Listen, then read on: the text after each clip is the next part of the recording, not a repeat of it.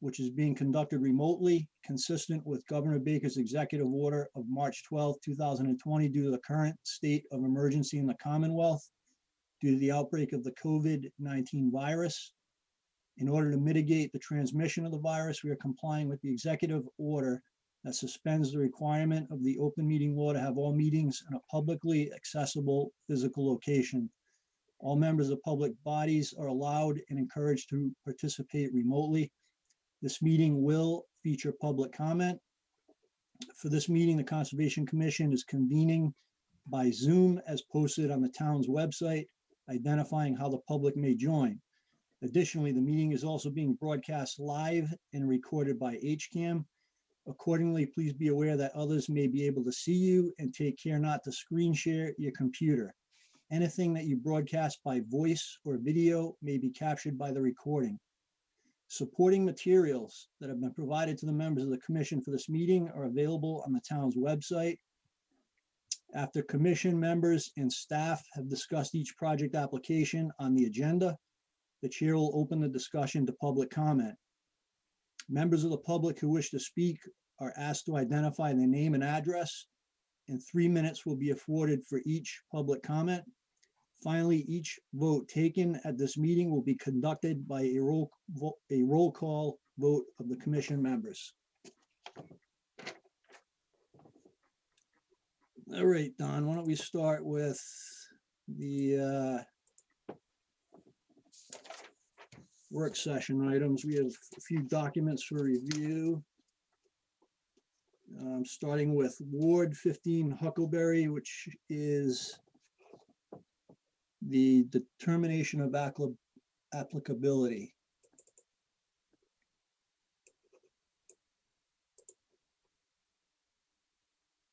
Sorry, don't see any issues with that. We did get the revised information that we were looking for, so the commission's okay. We could sign and issue that in case anyone had any questions, though. Okay, yep, I think we're good with that one. Okay. 31 Stony Brook. Sure. We had a certificate of compliance application for that, and I know Matt had did some provided some comments. I'll crack those open. Get that in the other work session folder. 1619. Bring Matt's comments up.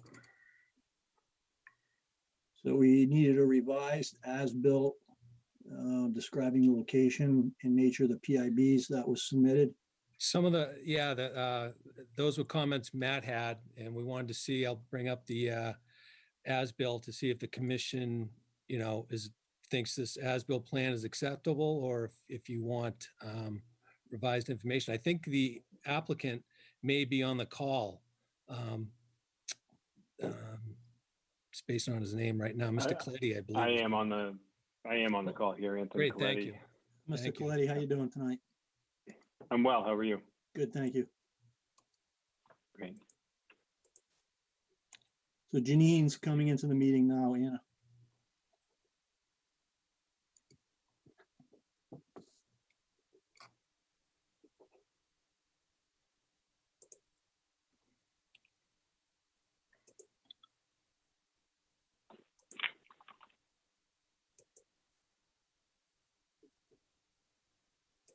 So is Matt here? Yep, he's on. Okay. Yeah, I'm here, Don. All right. Because I know we didn't know if the commission wanted because the medallions are identified on the as-built plan, but they're not identified in the legend. Didn't know if the commission wanted that.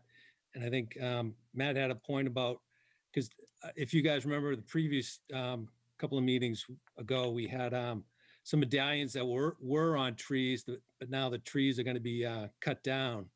So I think some of the medallions. I don't want to interrupt. Okay. Yeah, go ahead, Mr. Coletti. I had the engineer come out and do a revised as-built with, we shifted the medallions to trees that weren't coming down. That was emailed over earlier today, Dawn, to you. The updated as-built reflecting where the medallions are after the trees were taken down. So you should have that in your email. The one that you have up on the screen is the original one before we took those trees down. Okay. So the medallions on this one on your screen are not actually where the medallions are. Yeah, and Don, the little sketch that I sent over to you earlier, that's based on the most current as-built. All right, I'll check my email. Sorry, Um, get out of share screening. I could have sworn I downloaded his revised plan. So we have an updated plan, Matt? Is that correct? Yeah, one of the concerns though is that the revise, I mean, the plan still just says tree medallions, tree with medallions, doesn't say that it's a PIB or that, sort of what the purpose of those medallions is.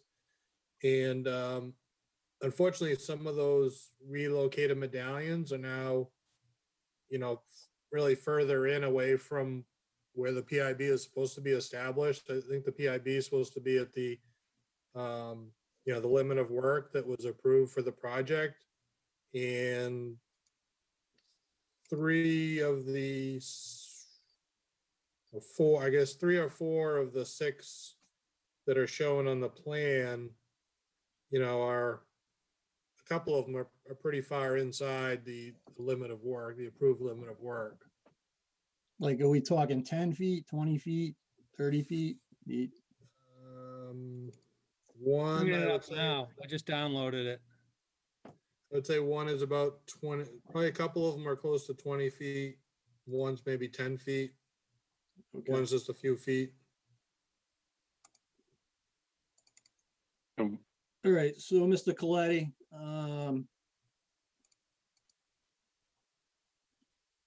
you understand what our consultant Matt is saying? I do, yeah. On the original plan, I had placed the medallions on the trees that were on the limit of work. Those were some of the trees that were approved to be taken down. We had those taken down. On the plan here, we had two that moved further away from the limit of work. I was able to move one closer to the limit of work. But I do understand what Matt's saying.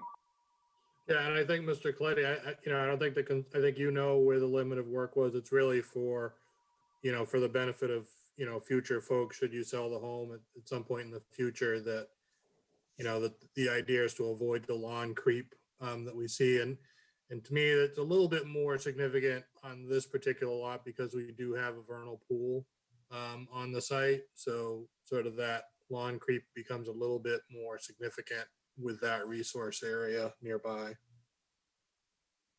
I think, Mr. Coletti, it's a fairly easy fix. If you can install like a post at the limit of work where the trees are removed and then affix the medallion to the post. And the Okay. post can be, you can put in, like a wooden, 2x2 or 4x4 stake, that's in the ground and then has the medallion attached to it. So it's at the correct location. And then on the map, Okay. in the legend, we would just need to have, the PIB identified. And I think, I'm okay if it's handwritten in. I mean, you don't need to resubmit this to your surveyor and have them do that. If you handwrite in PIB, with the definition of permanent immovable barrier, and then as long as the locations of those PIBs are correctly identified on the site plan, we should be good. Okay?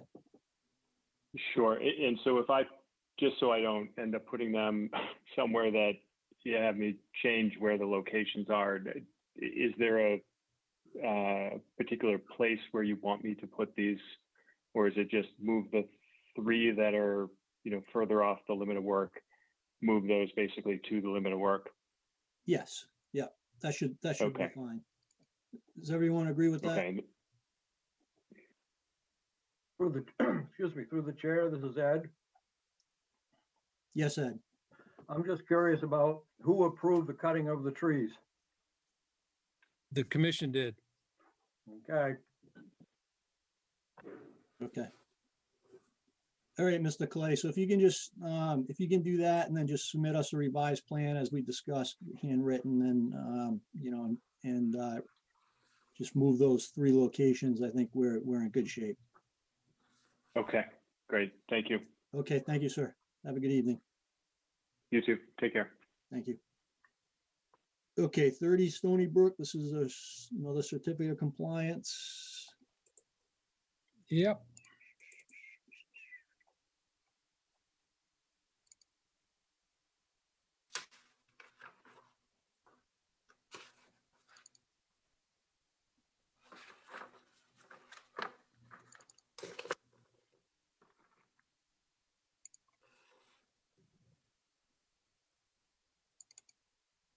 So we had 3 drainage pipes on this one.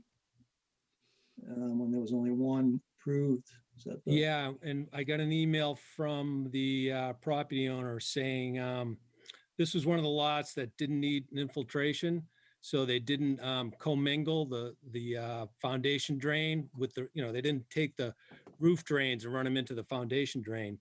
So if they've got 3, one of them's probably the foundation drain, 1 or 2, and 1 and 2 of them might be roof drainage. So they're not all tied into one. Okay, Yeah, and I think just getting clarification on the sources of those pipes was really what I was getting at, to make sure they weren't connected to a sump pump or something like that, that, you know, could potentially be pumping something you might not want out to the back there. right. Yep, that makes sense, Matt. And then this had the same issue with no reference to the PIBs. In the Which- legend. I would think Mr. Marquardon's done enough of these plans in town that you would have a sort of a standard graphic for that. But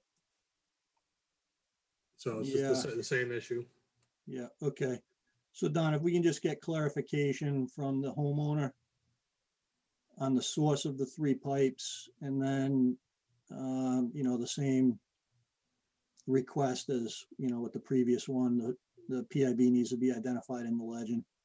Is the issue that the pipe outlets aren't shown on the as-built, and we want that shown? Or is it, because he did give us written confirmation, he sent saying that they would just roof and foundation drain outlets. Okay, is the location depicted on the plan of all 3? That's what I'm wondering. Yeah, no, it is. You can see there's 2 4 inches and a 6 inch coming off the back of the house there. Oh, yeah. 4, Okay. 4, okay. 6 Oh, above it's it. 6, yep. Okay, I think we're fine then. You know, we can just, again, on this one, in the legend, the PIB needs to be identified, Yeah. and. Basically, you it know, just says medallion, and no one would know what medallion means, you know? Right, So up in the legend, it should say medallion means permanent movable barrier for, you know, permanent area, no disturbance. okay, Or as the word he uses, denotes, you know, denotes. So medallion denotes this. yeah, maybe we should just shoot the Markodonts an email, you know, requesting that they kind of keep an eye on that, you know, for future sites, because we have a few more coming down the pike here with Stony Brook. Sure.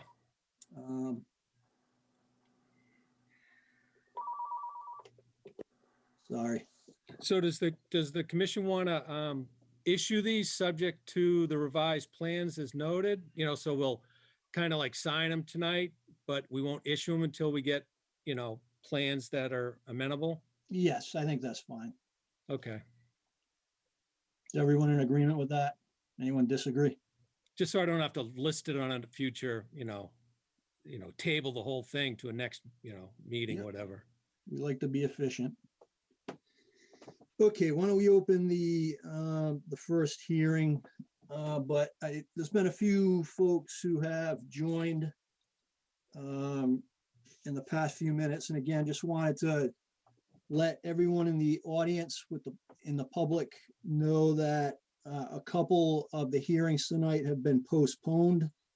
The Abbott Realty Trust notice of intent, which is the 25 parcels on Adam Street, Fitch Ave, and Myrtle Ave, has been postponed until November 10th. The Piazza Lane Morrison has also been postponed to November 10th. And Claro 0 Hayden Row, which is a determination of applicability, has been continued to October 20th. And we have an RDA for Crosby 407 Wood Street, which has been continued to October 20th. So we will not be discussing those projects tonight. Just don't want you hanging out on the phone for 2 hours and finding out later on. Okay. Let me see.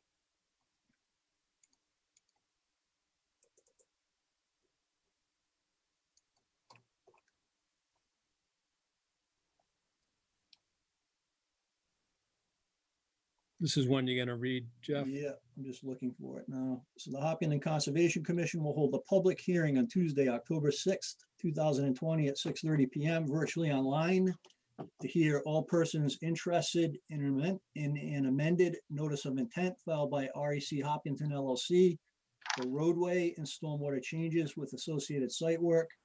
The location is 0 Wayland Road and 0 Chamberlain Street.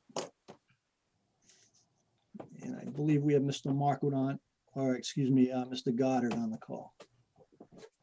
And Mr. Cutix. Oh, Mr. There you go. Hi, for the record, it's John Cusick with Bowler Engineering.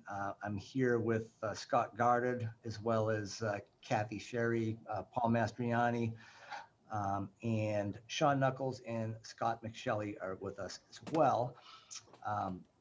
Essentially, we filed an amendment to our order of conditions, really to simply realign Wayland Street to be further south from the wetlands than what was currently approved, and slightly reconfigure some of the detention basins to accommodate that.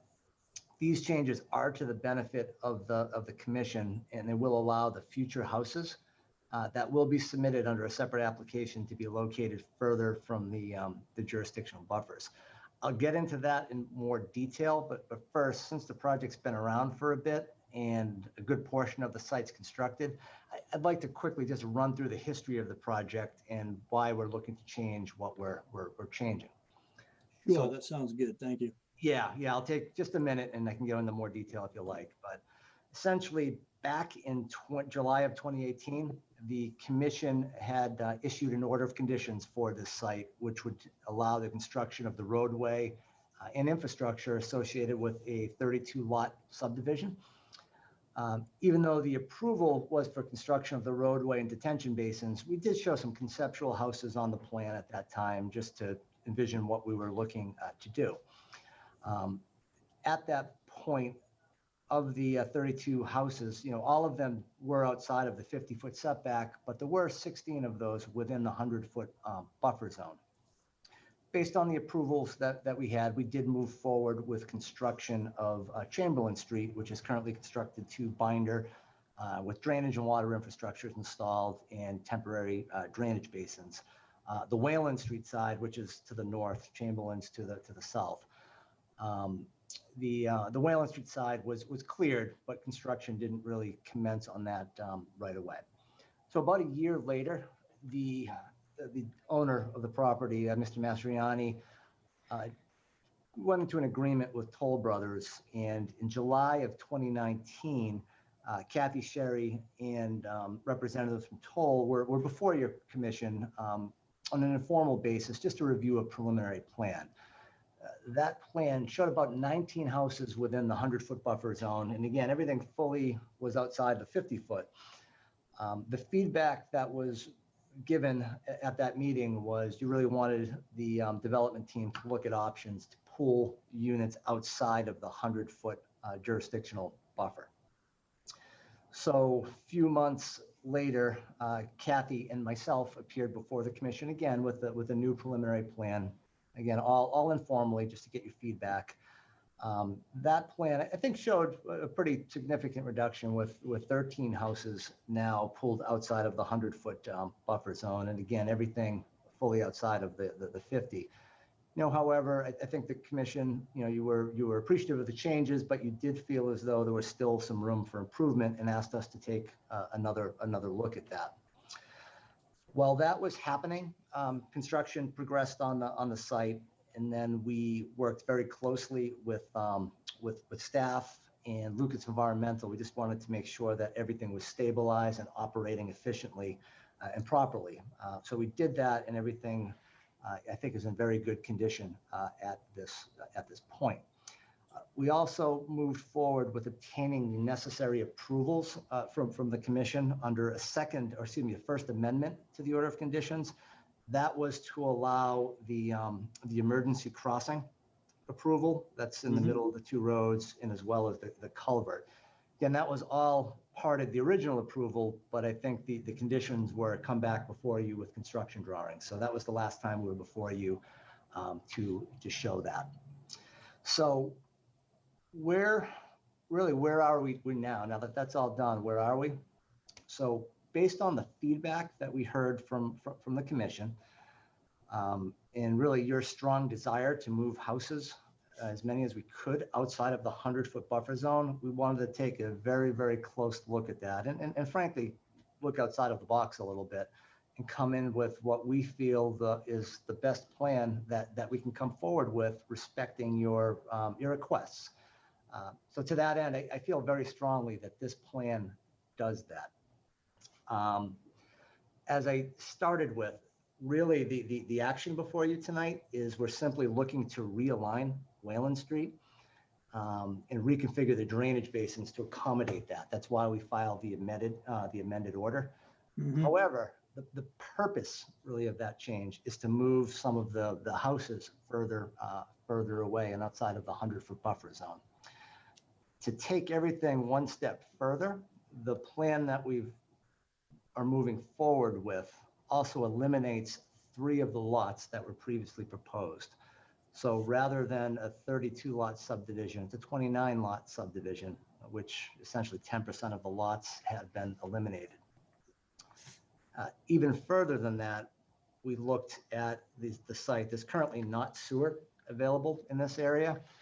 However, we worked very closely with DPW and the town have come to an agreement to bring sewer into this development, which again would provide us greater flexibility to pulling those houses even further out of it. So the plan before you tonight, essentially what you're looking at on the screen, what's shown in red is what was or what is currently approved. That's what we have the order of conditions on.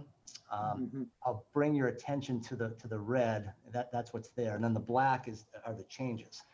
So on the Wayland Street side, so looking to the north, you'll notice that the road meandered in a westerly direction. So that was, again, I think really beneficial from a marketability standpoint to have kind of a windy road. However, it really didn't fall in line with some of the goals that you had, in that it pushed some of the units closer to the wetlands. So we've essentially realigned that approved subdivision road to straighten that out. And in the process, we've reconfigured the lot lines, so you can see the red compared to the black. That's what changed, and the detention basins. So essentially, it's very simple in theory what we're doing. It really is realigning a road and tweaking some lot lines, but the purpose behind it is quite significant. Don, if you can go to the next renderings, I think it shows up a little bit better. You want the next sheet or? No, the next Yep. file. The next file. Yep, Yeah. certainly. Thank you. So we just colored this up so things will stick out a little bit more. We're looking at a blow up of just the Wayland Street side. So that was on the left. It shows the reconfigured alignment. So again, instead of meandering through the site closer to the wetlands at the bottom of the page, this proposed alignment really splits the difference. So you'll see that the units now are able to be located predominantly outside of the 100-foot buffer zone. You'll notice on this particular side of the road, of the 10 lots that are proposed, and again, there were 12, but of the 10 lots that are proposed, we think only one of them will be located within the 100-foot buffer, and that is here. All of the others will be outside of that. And again, everything beyond that is still outside of the 50. Mhm. Don, if you go to the next sheet, Don, that shows the Chamberlain Street side. We didn't quite have the flexibility we had on Wayland. Again, remembering that this road was built early on. So the roadway as constructed, we need to live with. However, we reconfigured the lots within the property, and then some of the detention basins were tweaked a little bit.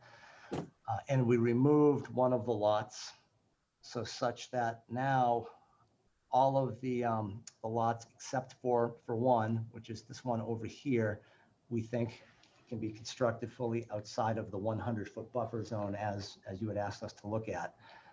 And again, similar with everything else, everything is fully outside of the 50, all grading and all of that, but just the main house structure themselves.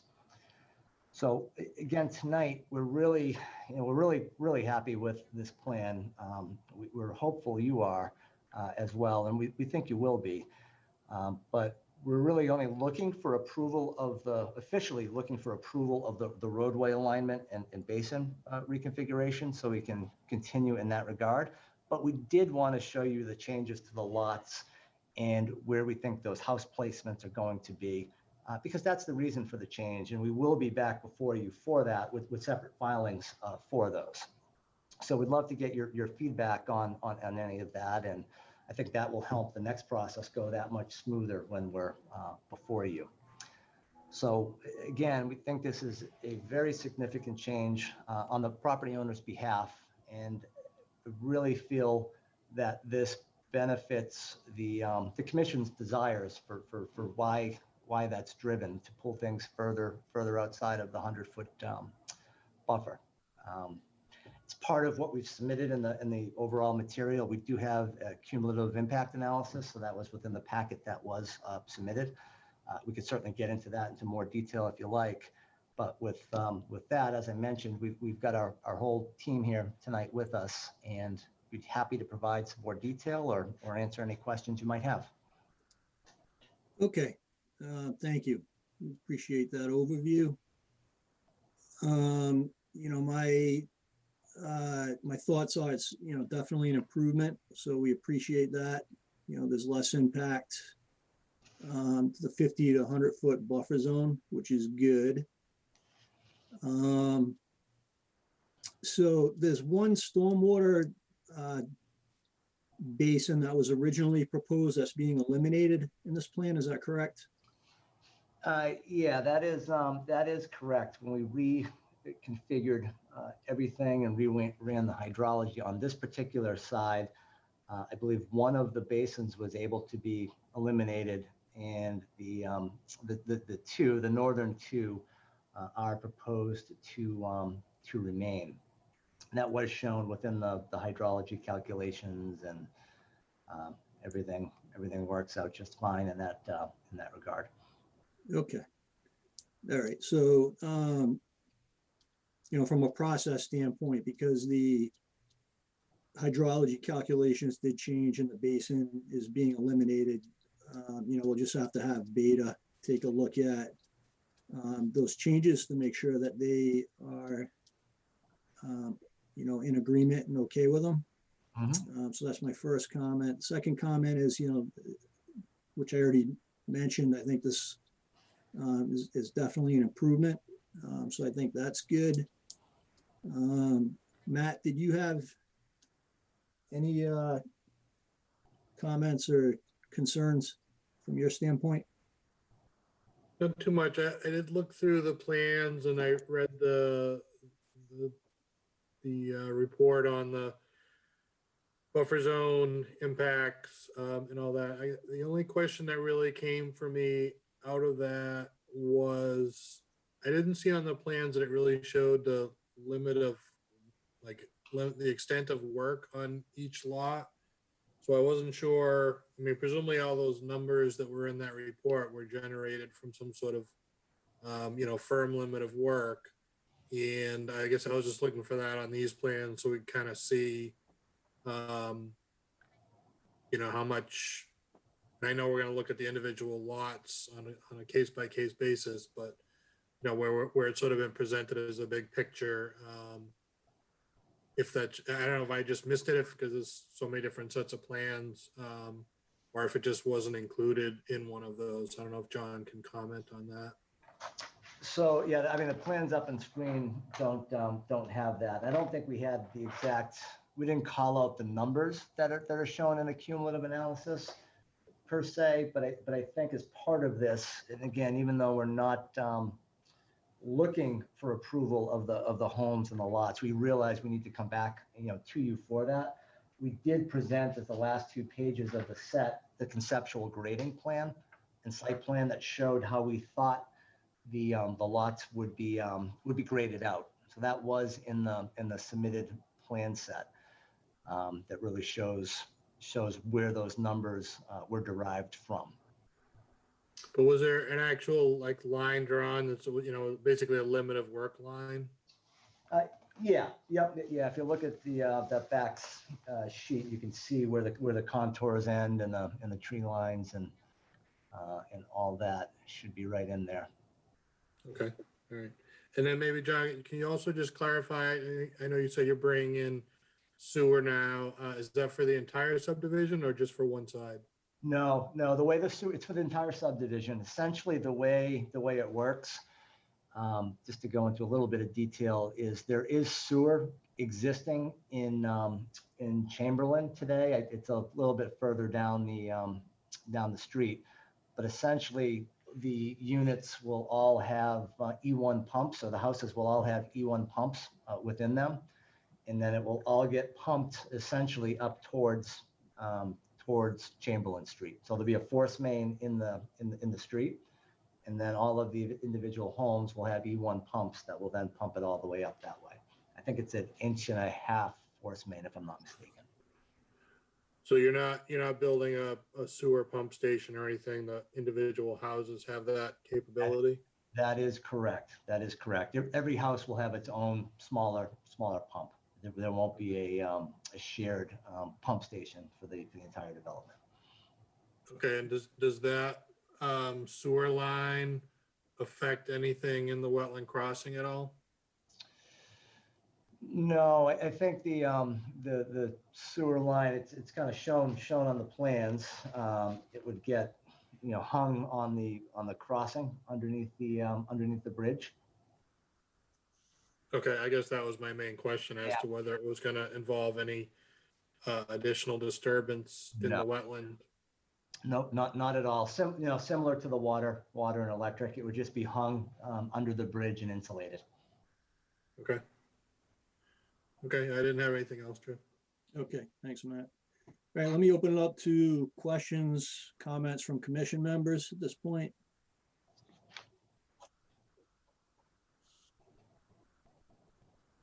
Any questions or comments from members of the commission? Going once, going twice.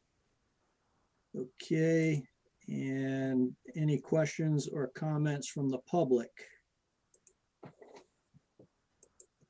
Let me just scroll through here and see if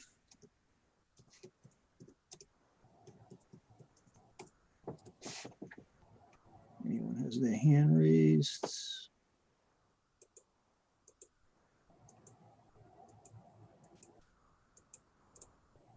All right, I don't see anyone's hand raised, but if I'm missing something, feel free to speak up.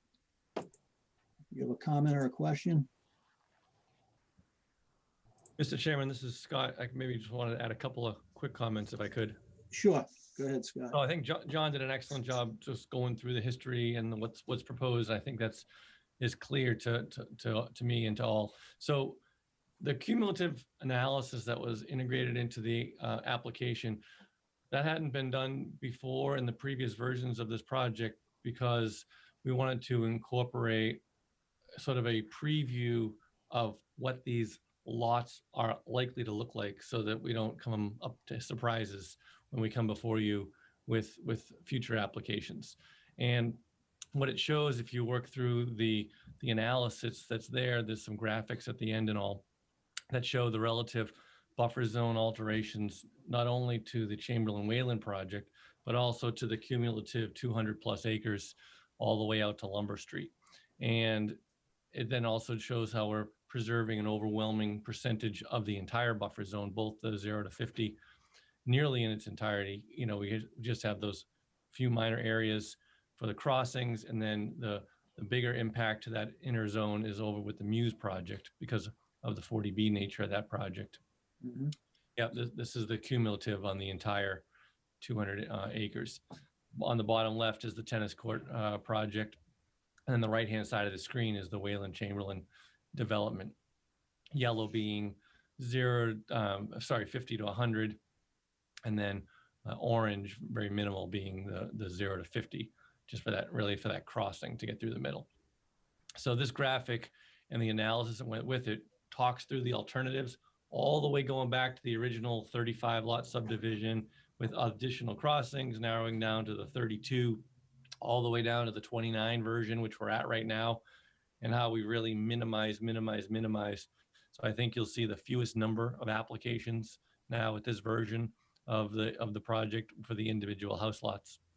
But this is the only way for me to show it to you in its entirety in the context of this road, because once this road gets set, it sort of then establishes how these houses lie. And then that's what you'll see before you when we come up with the individual NOIs.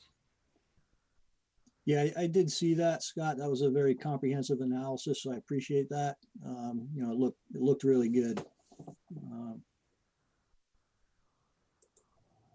So, you know, again, I'll just, you know, with regard to the individual house lots, we can't, Sure. you know, we can't really comment on the individual lots at this point. You know, those will come before us at a later date. But, you know, as I said, it's definitely an improvement over what was previously submitted, and there's less impact to the 50 to 100 foot, which is good. So I think that we'll take that into consideration when we're doing those evaluations of the individual NOIs for the lots. Through the chair, Yes, Don. I just noticed that we did have a filing for the redevelopment over here. I want to put that information in as well, Scott. Sure. We can do that. Which That's area is that, Don? I'm sorry. Yeah, I'd have to research what file number it is, but we had a filing for the commercial building here, not residential. Yeah. Yeah, and that parcel was owned individually prior to the larger, 200 plus acres, which is why it wasn't initially included, but it's not that hard to add that into the discussion for sure. Yeah, Is that the commercial property next to the dry cleaner there? It's across the street. Yeah. It's the whole property on the corner of Lumber and Yeah, and the way the bylaw reads, if it's held under common ownership, and it was, so that's why we included it in. Okay. Okay.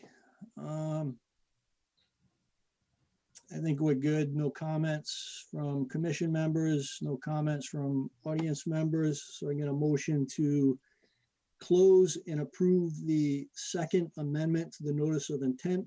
Through the chair, Yes, Don.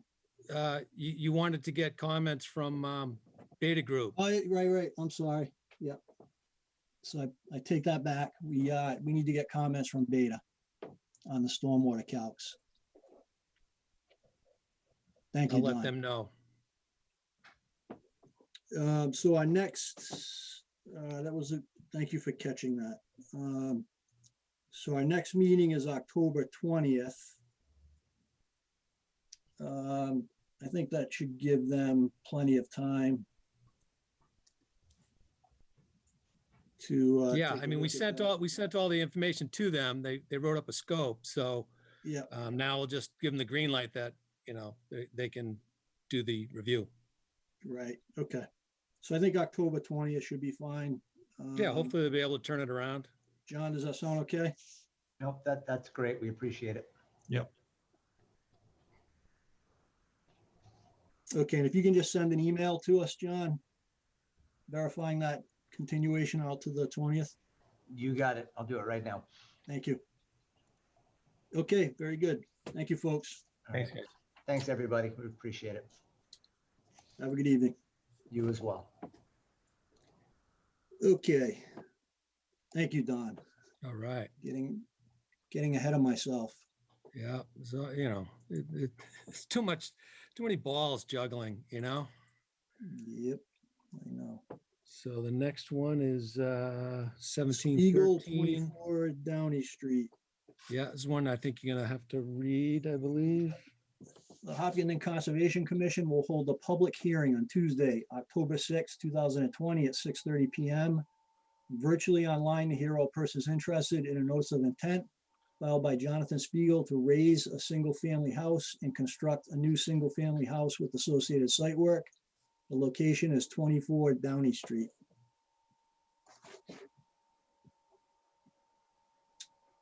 Okay, do we have Mr. Spiegel? Yep. John Spiegel and Chris Anderson are on. Good evening, folks. You kind of want to give us an overview of what you're looking to do? Sure, yeah. Yep. My name is, no, Chris, do you want to take this? Yeah, sure. I'll take care of this. For the record, Chris Anderson with Hannigan Engineering. We're here before you tonight for the demolition and reconstruction of a existing single-family home at 24 Downey Street. Up on the screen before you is the existing condition. As you can see, there's an existing house located within the 100-foot buffer zone along the northern property line, with Downey Street running along the right-hand side and Lake.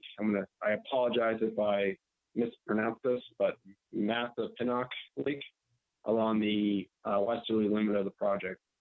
The property currently slopes in a generally westerly direction towards the lake.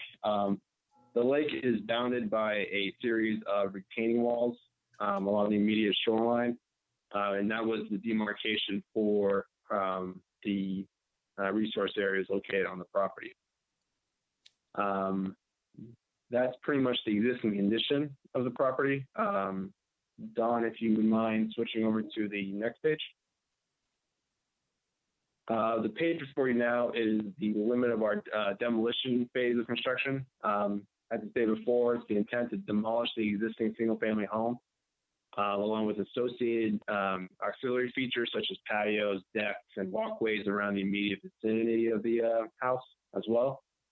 It's also requested that several large unsaved trees be removed within certain scopes of the project limit. These trees are relatively large and unhealthy at this point in time.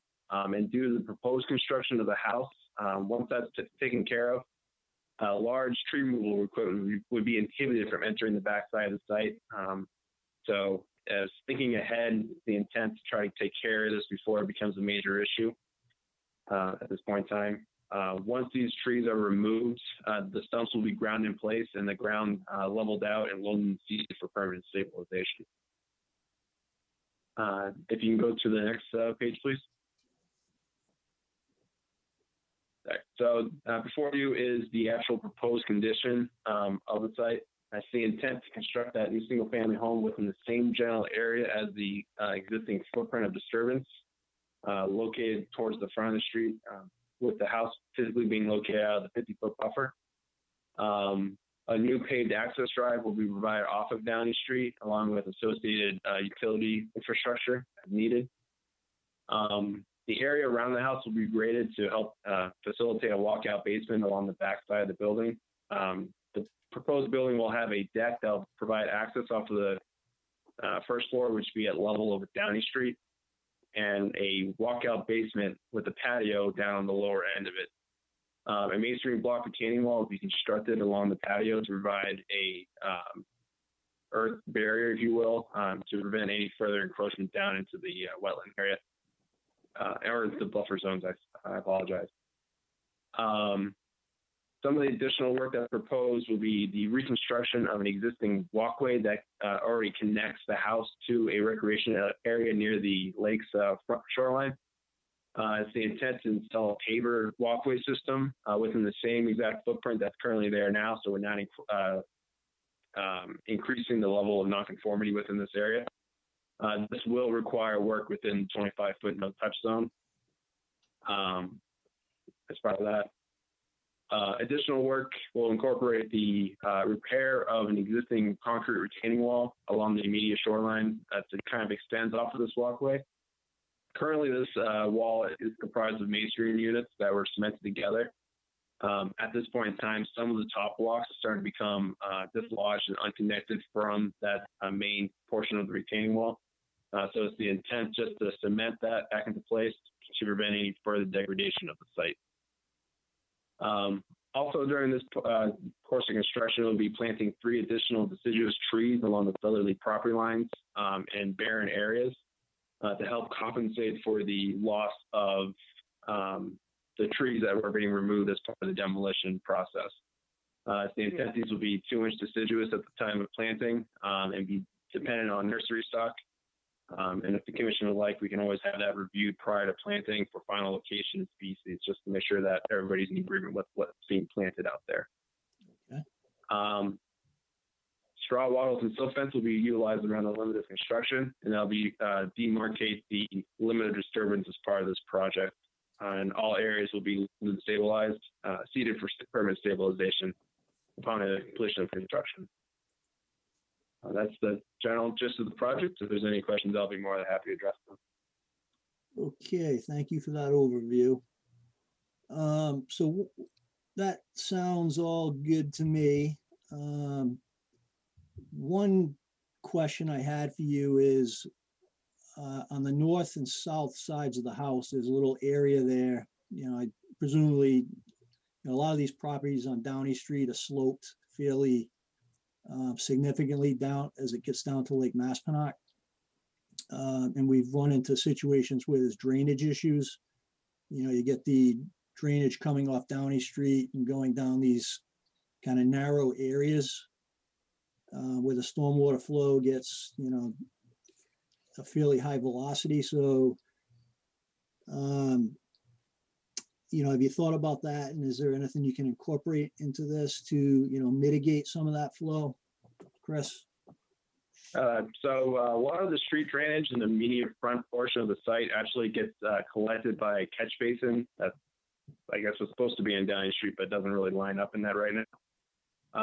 But the front portion of the site pretty much is captured by that catch basin, which then goes onto the applicant's property and then discharges at the shared property line to the south. So there's not a significant amount of water from the street that's going to be anticipated getting onto the property itself.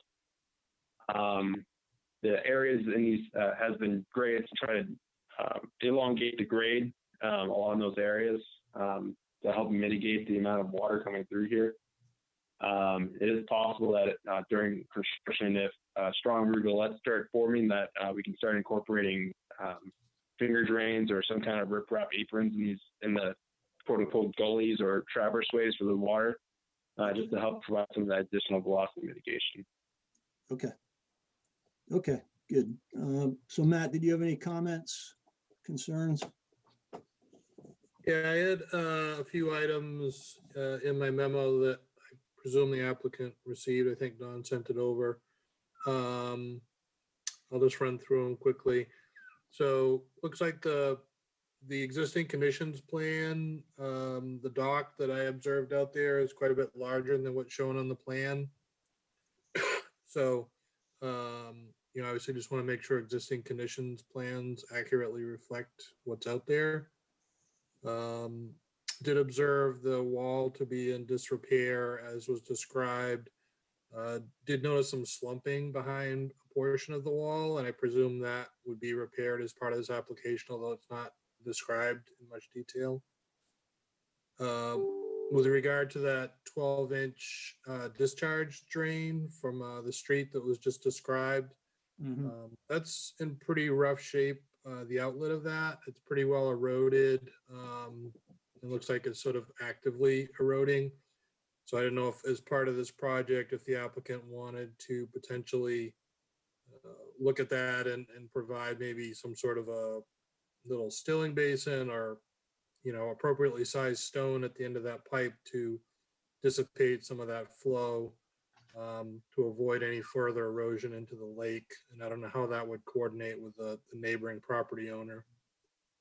Hey, Matt, I just say, do you know what the pipe itself, what material and stuff it is?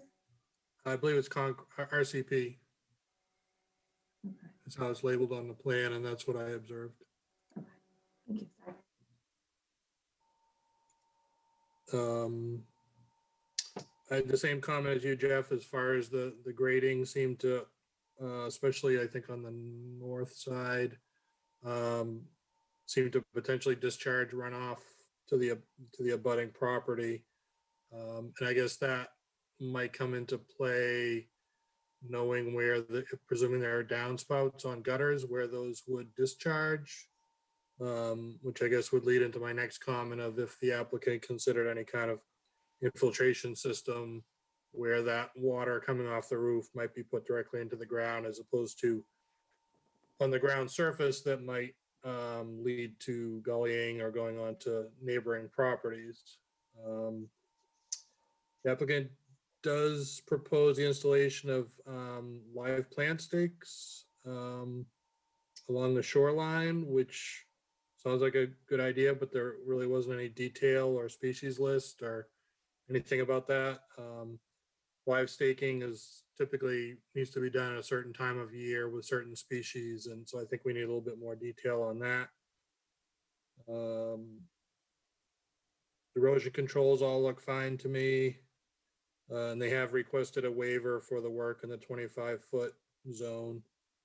And DEP has issued a file number with no comments. So that pretty much covers it for me. Okay, thank you, Matt. So I guess, Mr. Spiegel, are you amenable to, direct infiltration of the roof runoff into the ground as opposed to, letting it kind of come out the spout and flow towards the lake? Yeah, I spoke with Chris about this. We were looking into dry well and other opportunities here. I think it depends where the roof lines and the gutter system would end up, but I think it's a good solution. Okay, maybe you guys can take a look at that. Take a look at the, Matt's comment with the outfall from the drainage. It sounds like, this, as Matt said, there's a little bit of erosion, but I think that can be a fairly easy fix from an engineering standpoint, just reinforcing that outfall area to prevent the erosion. Through the chair. Yeah. Sorry, I'm gonna got my video off. So I would be concerned about how old that pipe is and whether it get damaged during construction. So I recommend, in addition to the erosion control, that we might want to consider asking them to inspect that or even replace it if it gets definitely replace it if it gets damaged during construction, but we might even inspect it to make sure that it is working properly after construction is done. Okay. I'd agree with that, Jeff. Just looking at the invert on the pipe, it looks like it's only the rim to invert's only 2 feet. Oh no, that's the invert in, invert out. Up by the catch basin. It just went off the page. 5, 6, 7, 8. So no, well, yeah, no, it's pretty.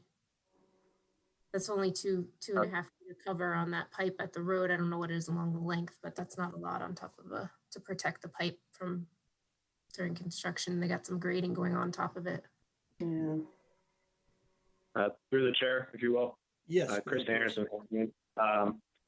Typically what we find is that when we start working around municipal drainage systems, such as in this case, DPW does take, and other towns that I've done work in, they take special consideration and review, if you will, of what's going on around their quote unquote stuff. So I'm sure that during the course of construction, if anything does reveal itself to be broken due to our activities, I'm almost willing to guarantee DPW is going to force us to repair that. And that's within our prerogative to make sure that that functions correctly. as if this does fail, it will drastically inhibit or potentially put into damage the proposed site. So I think it would be amendable that if damage is done during the course of construction and it is noted by PBW that that pipe would be repaired as necessary. Okay. And I think we would just need some type of, inspection of the interior of the pipe at the conclusion of the construction work to, verify that it hasn't been damaged. Chris, does that make sense? Yeah, that's a very difficult request. Well, you can do you can scope it out. Yeah, you can get a drain company in there to run a camera down the line, and they'll tell you very quickly if it's damaged or not. Right.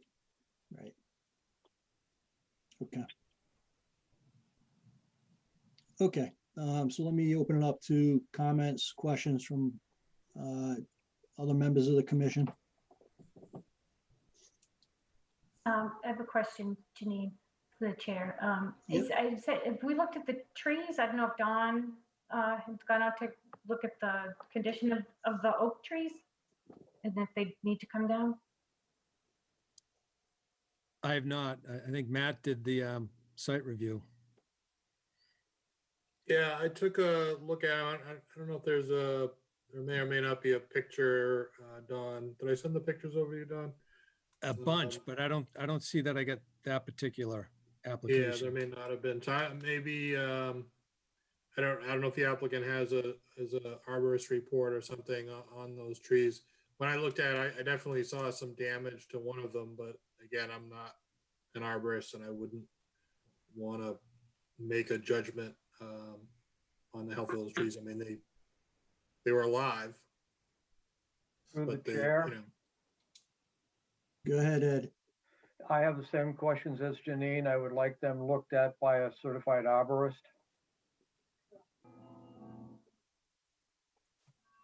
Okay. And I was wondering if there was like a before and after comparison of impervious space within the buffer zone versus after. So as it looks like the house and the garage has a much bigger footprint, but wasn't sure if it's already overtaking paved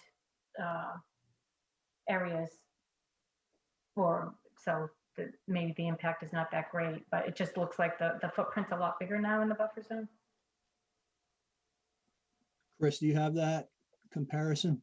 That comparison hasn't been performed at this point, but we can provide that to the commission if they would like. Okay, that'd be helpful. As Janine had mentioned. Okay. All right. Any other questions or comments? Okay, Just so, a question on the existing condition. Is it grass all the way down to the lake right now? Or other than the few trees? Yeah, this is John Spiegel. Yeah, behind the first retaining wall, it's mostly grass. Down by the retaining wall on the water, there is some crushed stone, but next to that is also grass. Okay, thank you. Okay, questions or comments from the audience? Jeff, I still have some Oh, comments. sorry. Go ahead, Carrie. Sorry, carrying the Apologize. hand. So I just wanted to reemphasize what was in Mass Notes. I would like to see the design for the roof runoff because as you guys pointed out, there's a lot more impervious area. So we just want to make sure that that's managed correctly because of the slope and the amount of impervious area. We don't want stuff washing out, especially now that they're removing a lot of trees and planting stuff back in. It's going to be unstable for quite a while. So I just think that we should have that before we approve it. And like I mentioned, I think that we should get an inspection of that drainage line before we do a certificate of compliance, just to make sure that it wasn't damaged. And then the last thing I wanted to mention is that we've had a couple of properties along Downey and I want to make the homeowners aware that once they start digging and cutting to the slope, they had a lot of groundwater intrusion that they didn't expect. So especially now, because it's been so dry, you might not be seeing it, but once they get into construction, quite a few different properties were having issues with that and they had to redesign their foundation drains. So just be aware of that when you guys start digging. That's all I had. Okay, thank you, Carrie. Okay, questions or comments from the public? Let me just scroll through. I don't see anyone's hand raised. Okay. Okay. All right, so Chris, we have a few punch list items that need to be taken care of before we get approval on this. Hopefully you're taking diligent notes. And our next meeting is October 20th. Do you think you'll be able to pull that information together for us for the 20th, or do you want to go out to the 10th of November? No, I should be able to get everything wrapped up by the 12th or the 20th. Sorry. Okay. All right, so we'll continue this out to the 20th.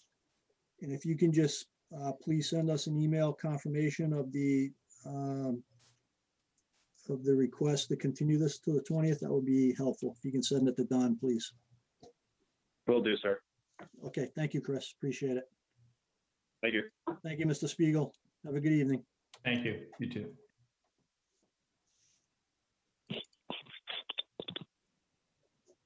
Okay. So we have Smithson, 2 Akins Road, a request for a determination of applicability up next. I need to read this before we get started. The Hopkins Conservation Commission will hold a public hearing on Tuesday, October 6, 2020 at 6:30 p.m. virtually online to hear all persons interested in a request for determination of applicability, followed by Curtis Smithson to construct a barn with associated site work. The location is 2 Akins Road. Do we have Mr. Smithson with us? Yes. Good evening, sir. Hello. Yep, good evening. How are you? Pretty good. Just want to give us a quick overview of what you're looking to do. I basically need a big toy box to keep my wife happy. She's tired of my projects being scattered about. It's basically a 30 by 40 barn structure right up next to the house, right off the edge of the existing driveway. Future, it'll have a loft in it. I think it's basically going to go in as a shell right now. Drainage will basically be redirected around the south and the west sides from the runoff from the slope behind, and then go back out to the driveway where it did before. For erosion control, I've shown the core logs or straw wattles to be put across the driveway and held in place with sandbags or rocks to be removed as necessary to get in and out, but replaced after work's done. And then we've also got a line up north that's not shown on the plan now, but another straw wattle where the water leaves the driveway and heads out across the lawn and into the woods. Due to the slope along the west side, I plan on putting in some turf reinforcement mat to make sure that doesn't wind up eroding in the future. And we're gonna try to relocate the existing boulder wall that runs along the driveway to the other side of the stairs there. And I think that's basically it. We're encroaching into the 100-foot area around 16 feet or so, but no encroachment, no work provided or proposed inside the 50-foot line. Okay, is that currently like a grass area there previously disturbed? Yes. Yeah. Yes, it's all, you can see the tree line shown. I'm going to put Okay. construction fence up along the existing tree line, so nothing extends beyond that. Then there's some rocks along the top of slope where it was, I'm assuming it was cleared when the house was built, I think in 2006, that we're proposing to just move back a little bit to become the new permanent movable boundaries. All right, this looks pretty straightforward to me. Matt, did you have any comments, questions? Not much really. It's pretty much the way it was described. My only comment was showing the 50-foot buffer zone on the plan, and that plan's been revised and submitted, so I am all set. Okay. All right, questions or comments from commission members?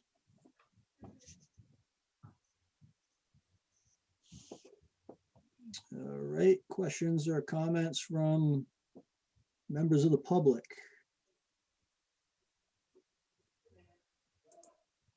Let me scroll through, I don't see anyone's hand raised. Okay, if I can get a motion to issue a negative determination for the request for determination as discussed. So moved. This is Ted. Ted made the motion, and a second, please. I'll second, Melissa. Melissa with the second. We'll do the roll call vote. Melissa, Aye. Carrie, Aye. Jim. Actually, I don't think Jim joined us. Ed, Ed says yes. Janine, Aye. Ted, Aye. and Jeff is an aye. Okay. Very through the good. chair? Yes, Don. Mr. Smithson was wondering if the commission would consider signing the determination tonight, so we don't have to wait the 2 weeks or wait till the next meeting till October 20th, just so he could sort of get a jump on the construction process. Yeah, I think that's fine from an administrative standpoint. How do we facilitate that, Don? Will you sign just- for the members? Yeah, I mean, I'll issue him an electronic one. And then, it's an RDA, it doesn't have to get recorded, so it's, Yeah, one of the ones we don't have to worry about going to the registry. So Okay. I'll just try and crank out that this week and get it out to him. Okay. All right, yep, I think does everyone sound, everyone okay with that? All right, well, Mr. Smithson, good luck with your barn. Sounds like your wife is gonna be happy. Yeah, she'll be happy. My kids will be upset because their Christmas is probably going to be a little slim this year. Although, can make it up for Halloween. Give them a little extra Yeah. candy. I'll give them All a right. tour of the barn. They'll like that. Okay, I appreciate it. Okay, thank you. Have a good evening. Thanks. Good evening. Okay.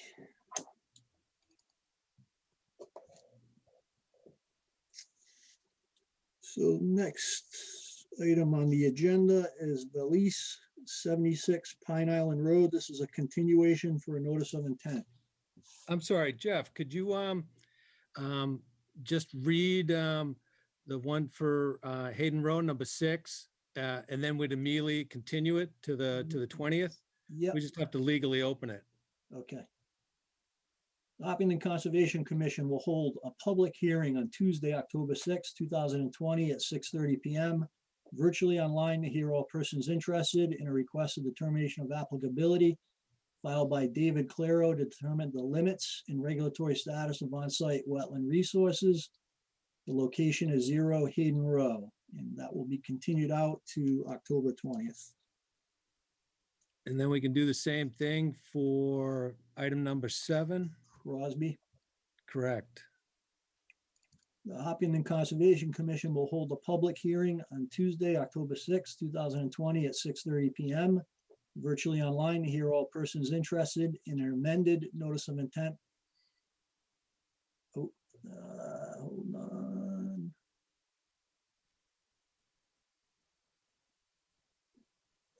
I got it on the screen if you need it, Jeff. Okay, yeah, sorry. So all persons interested in request for determination of applicability filed by Edward Crosby to replace a failed septic system with associated site work, location 407 Wood Street, Assessors Map U1, Block 7, Lot 0, and we'll continue that out to October 20th. All right, thank you, Don.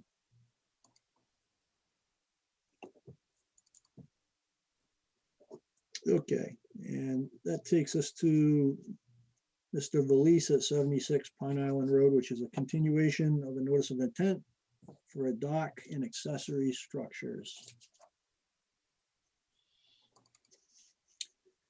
Okay, Mr. Belize, are you with us? Jim Vallis on the call, yes. Vallis, I'm sorry. Not at all. Apologize. Okay. So I just give us an update as to where we're at? And Bill Halsing, his engineer. Oh, okay, Mr. Halsing, how are you tonight? Good, how you doing? Good, thank you. Yeah, since we visited last, at the request of the commission, we have added the hardscape items that have been previously installed at the site. For example, the patio and fireplace, the retaining walls on the northerly side of the property. Also, at the request of the commission, we did add the landscaping plan prepared by the landscaping company and also an irrigation plan. So that is all the activities that we know about that is going to be happening at the site.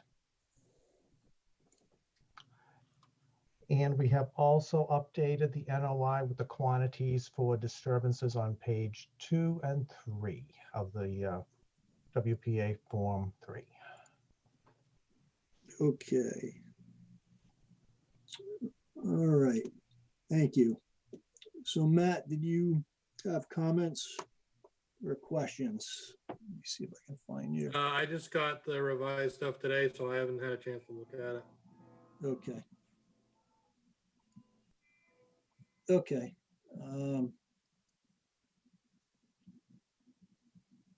So if we got it today, then presumably the commission members haven't gotten a chance to take a look at it either.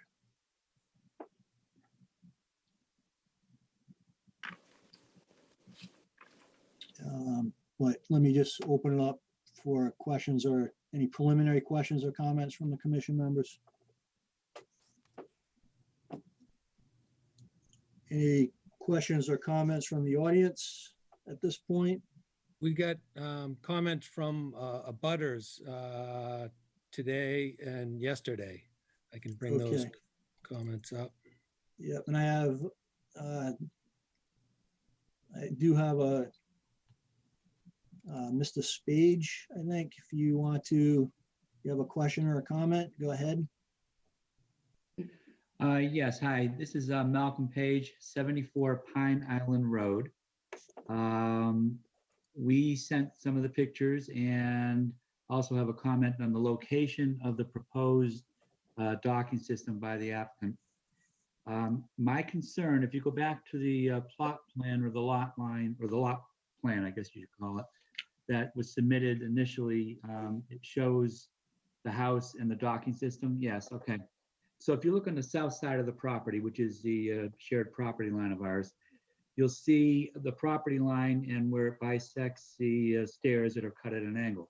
If you continue that line into the water, it now comes across the dock, which not only will it begin to block our site view, but in addition, if somebody puts a boat on that side, a boat is about 8 to 10 feet wide.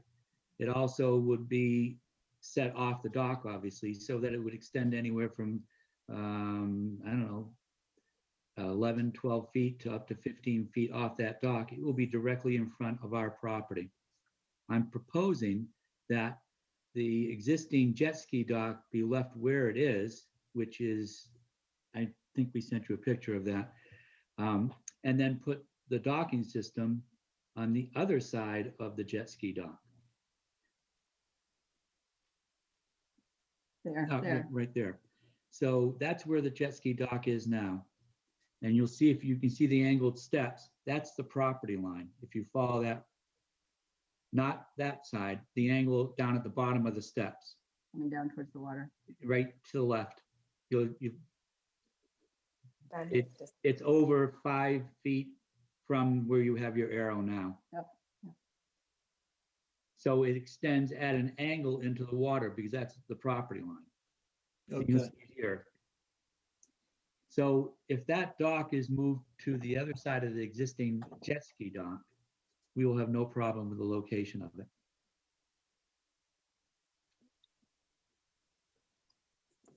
Otherwise, we'll have boats docked in front of our property. all right. I mean, the property line isn't really under the purview of the commission, but I'll just, I understand. It's, I'll put the question to Mr. Belize if he's amenable to doing that. That's a good one. Bill Housing. Mr. Helsing. When we placed the dock, we carefully placed it so it would be off the extension of the property line. And also, Mr. Vallis will agree not to put any boats on the southerly side of the dock. That's why he's putting in the boat lift, so the boat will dock there. I'm not comfortable with that. Because once it's in, and he has people come to visit, and people need to have a place to dock, and that's where they'll dock. Okay, so Mr. Page, this isn't this isn't under the jurisdiction of the commission, you know, in terms of the property line and, you know, location of the dock, so we'll have to. So who would it be under based on, I mean, the Conservation Commission preserves the view of the lake, or are they not concerned with that? I mean, I know it's a property. We don't take viewscape in account to, you know, in our decision-making process. So, I mean, I'm not really. Anna, Don, do you have a recommendation as to, you know, who they would talk to at the town? Or chapter 91, I mean, because basically the state owns the lake, the property owners don't own the lake. So I guess the docks are going in the lake. We're reviewing it under the Wetlands Protection Act, but from a property ownership, it's the state through the chapter 91 approving whether, you know, docks can go in their lake. Okay, so we would have to appeal to the state. I don't know enough about chapter 91, but I would assume the applicant has to get a permit for that. And I think the commission will probably want a condition that the docks are permitted by the state before they get installed, you know, and I think we've gotten applications already on file. Isn't that right, Mr. Halsing? The chapter 91 applications are on record with the commission? No, they haven't been prepared yet. We were making sure the commission approved their portion first. Well, typically the commission has conditions that the applications get submitted on file. And then when the DEP gets around to issuing a permit, we'd get copied on that as well. Right. Absolutely. It's our next step. All right, so Through the chair, I would agree with Don that chapter 91 is probably the proper approach for the neighbor, because chapter 91 does really relate to public access to public waters of the Commonwealth. And I think that's probably the proper venue. although the applicant hasn't answered the question concerning whether or not they would consider moving to the other side, it would basically be the same docking system. And it would, and right now, the way they have it set up, it's going to be next to their jet ski dock. Jet ski in this drawing has been moved over. It was left where it originally was. It would just be switching the positions.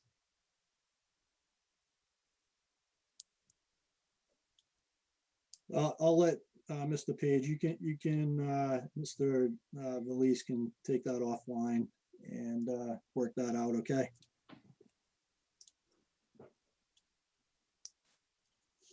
It's not under the jurisdiction of the commission, so, you know, we really shouldn't be talking about it during this meeting. Okay, so when they, and you may not know this, when the application goes into the state, does the state send out any public comment or notification to the butters? I'm not familiar with Okay, that process. I'll check with the state.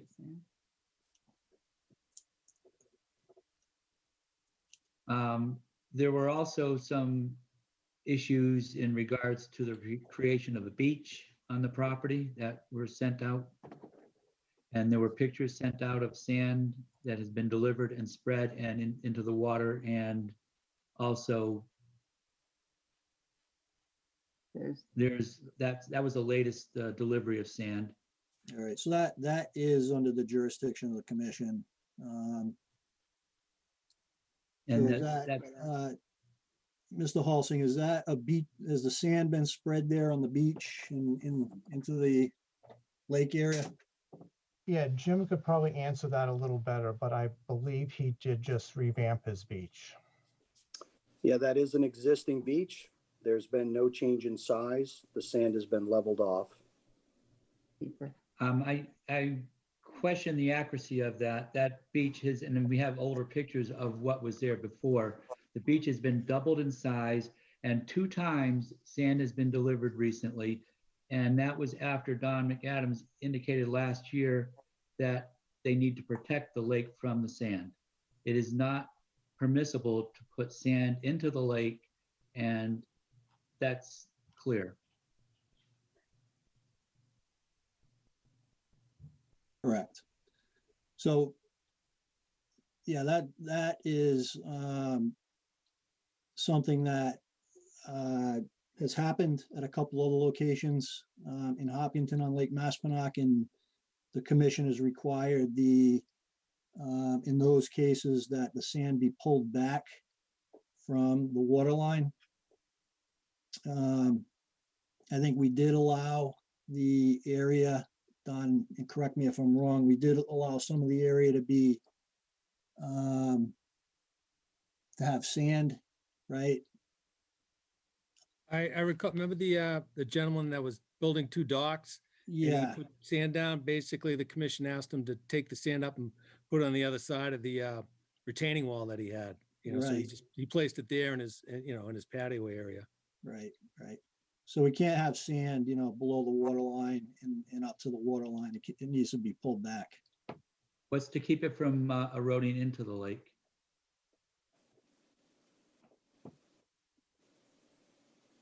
Is there a retaining wall there or? There is not.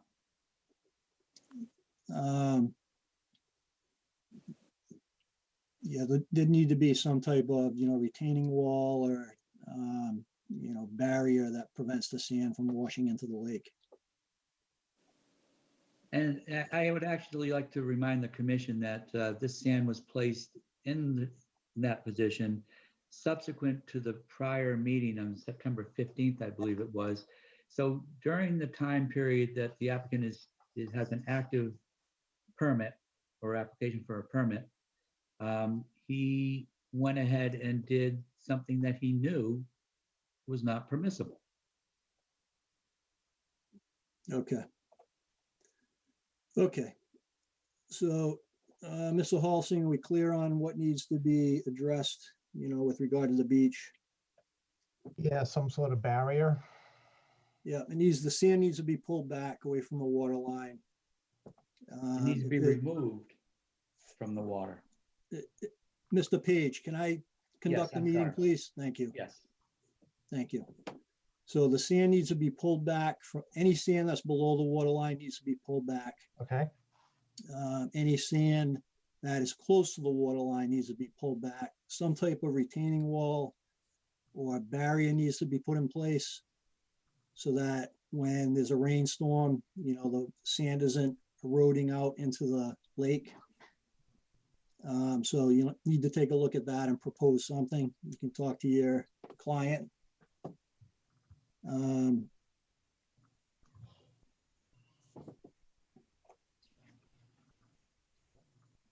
then Matt, Chair? yes, So that type of work, as far as if there's to be a retaining wall or something proposed through there, that's likely to be impacting bank. So that needs to be, thoroughly vetted as far as meeting performance standards, et cetera, for any impacts to resource areas that are proposed. I'll make sure that everybody's aware of that. okay, And if it's some sort of retaining wall, you can include that in the Chapter 91 permit application. It's not just docks, it's retaining walls too. Yeah. Through the chair, I have a quick question. Yeah, go ahead, Ted.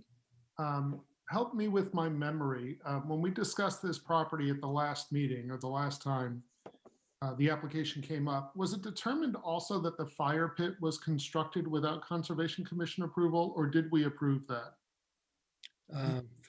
We didn't approve that. Here are We the, did not. here are the minutes, and I believe there were site pictures. The owner provided this photo at the time of the meeting.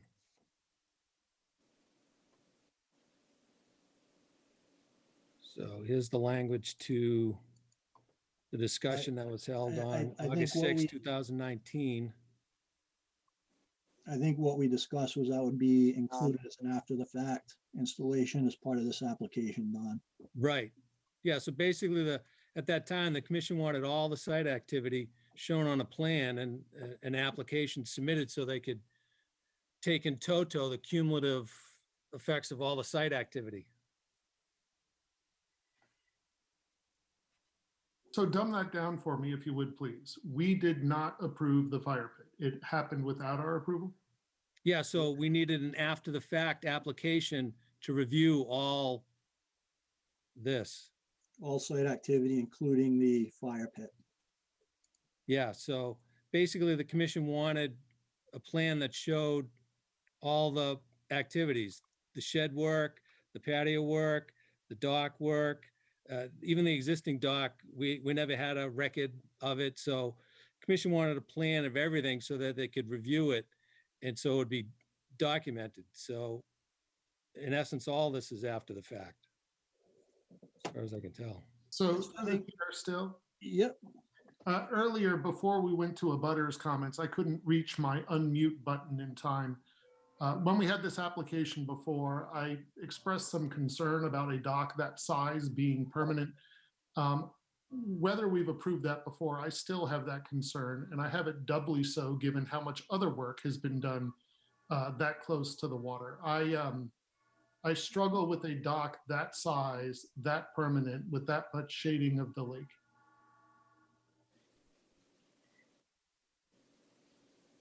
Well, the dock's there now. But No, the that's proposed dock I'm talking about. Okay, The proposed dock is more than twice as big as the existing dock, I think, if I'm looking at the map correctly.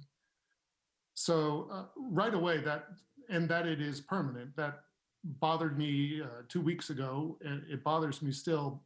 In combination with these other issues along the lake, it bothers me even more, the size of that dock.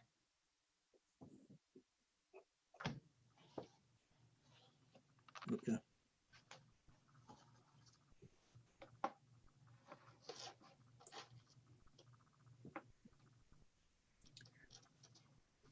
All right, so this was just submitted, Mr. Halsing, so, our consultant needs to, go through the material that was submitted before we can, continue this. But I think, I think it's clearly understood that there should be no work conducted, until the project is approved by the commission. Good. So that's understood. Yes, sir. Okay. Okay. So our next meeting is October 20th. Can we go to the meeting after that? You may. That would be November 10th. Yep, good. And if you can just please email Don a formal request for the continuation to November 10th. Okay, will do. Okay. Thank you. You're welcome.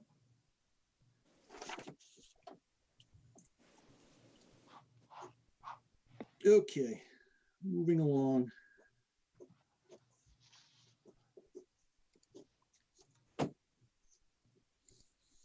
We have Mr. Petruzzi, 0 Old Town Road. This is a continuation of an abbreviated notice of resource area delineation.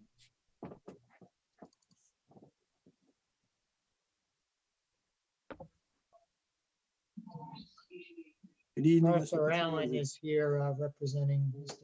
Petruzzi. Okay, Mr. Allen, how are you tonight? Good, yourself? Good, thank you. Great. As stated, this is a continuation. The hearing was continued so we could facilitate a site walk, which was conducted between myself and Matt Varrell on September 24th of this year. Matt provided written comments.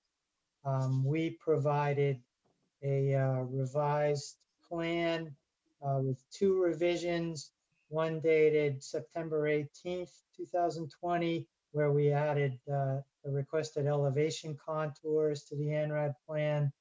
And then we provided a second revision to the plan dated October 1st, 2020, where we showed the revised, 2 revised wetland flags that Matt and I agreed to during the site walk. And we also relabeled the stream bank flags as mean annual high water line as discussed between Matt and myself. And I also provided a revised ANRAD form, WPA Form 4A, where I corrected some typos, including the applicant's name was corrected. I also re-added the length of bordering vegetated wetland delineated on the site, and I revised the other resource area boundary delineated from bank to mean annual high water line. And that's all on page 2 of the form. We also provided updated signatures along with my signature as representative on the revised form. I believe that covers everything, and turn it back to the commission or Matt. Okay, thank you, Mr. Allen. Matt, did you have any follow-up comments, questions? No, I think what Art described was pretty accurate. The only other, I guess, point I would make is some of the flagging that was put out there is on adjacent properties. So I really didn't look too closely at those. I really focused on the flags that were on the subject property. And I just wanted to check with Dawn that presumably the ANRAD will reflect that the only boundaries that are being approved are those on the subject property, and I guess potentially on the public way that's Old Town Road that it adjoins the property. But other than that, I'm all set. Okay, great, thank you. Okay, questions or comments from commission members? And Carrie recused herself from this hearing since she's in a butter. Do we have questions or comments from the audience? Mrs. Snellgrove, go ahead. Hi, my name is Laura. I live at 31 Mill Road. And my question is that this land has a river and a pond on it that flows directly down to Lake Maspinock into the Sandy Beach area where the town has a local beach. One of the proposals, and correct me if I'm wrong, stated that they were considering septic tanks. And we know that once a septic tank fails, it's too late. So I don't know if that's been updated to include town sewer at this point. My other concern with the wetlands issue is that with the small pond and the river on that site, we have for the last 10 years, 6 out of 10 years that we've lived here had basically red-bellied cooters, which are an endangered turtle in Massachusetts, come through our yard to go and lay eggs up on that hill that is planning to be developed. I just would like the Conservation Commission to take into account that any sewage leakage would go into the river, any roads that would be created and made from paper roads into asphalt roads, a bridge would have to be made from Old Town Road to go over that river, possibly over that lake. And I'd like to know, what's going to happen to that river that flows into Lake Maspinock, and how will this affect Lake Maspinock? It's a So, very congested area already. yep, so we appreciate your comments. For this hearing, all we're doing is confirming the resource areas that are on the property, so there hasn't been any type of buildings, roads, sewers, any of that that's been proposed. So all we're doing is confirming, Lucas Environmental, the commission consultant, is confirming the identified resources that are located on the site. Does that make sense?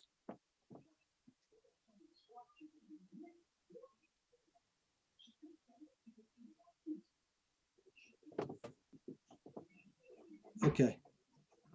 Do we have any other questions, comments from the public? Let me just scroll through. I don't see anyone's hand raised. Chair? Yep, Matt, go ahead.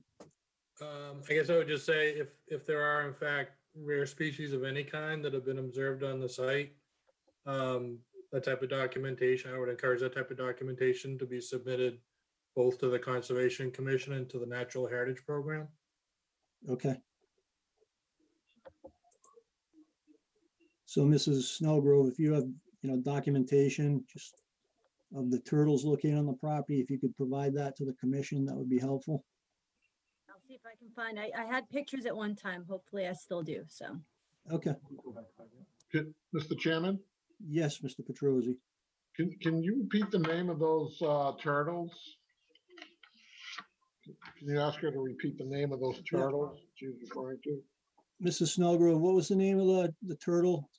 It was a red-bellied cooter turtle that goes through our yard. We live on 31 Knoll Road, and we have them traverse our yard up into 34 Knoll Road, which abuts Old Town Road, and they lay eggs up in the woods, from what we understand.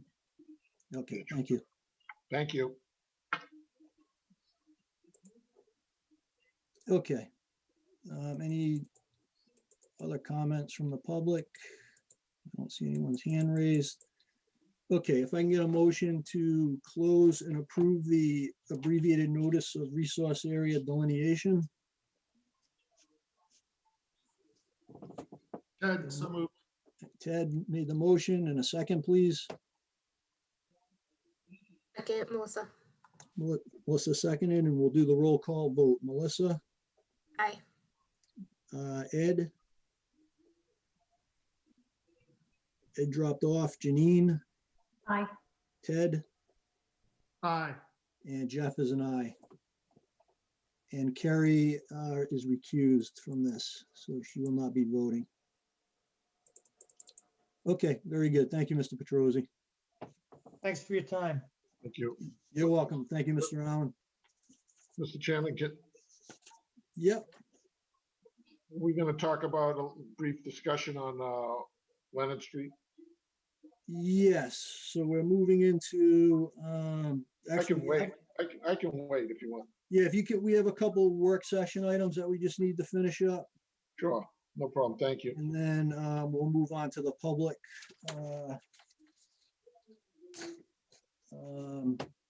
And then we'll move on to the Leonard Street, if that's okay. Thank you. You're welcome. Okay. So for the We did, documents to be reviewed, Don, I think we did not. Banyam, 1 Whitman Lane, did we cover that one? no, we didn't. We're cracking that open now.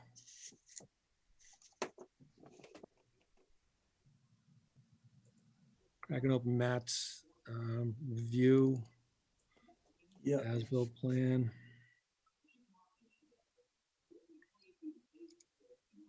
And site plan.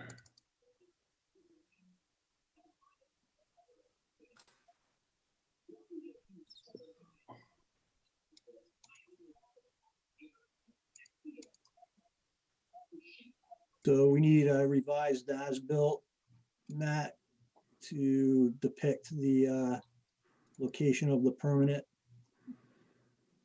immovable barrier.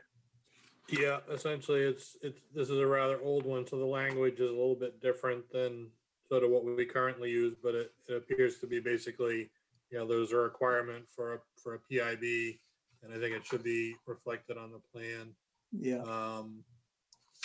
And then the only other real question I had was, there's a fairly good size rock line swale that was built at some point that discharges right down to the wetland edge.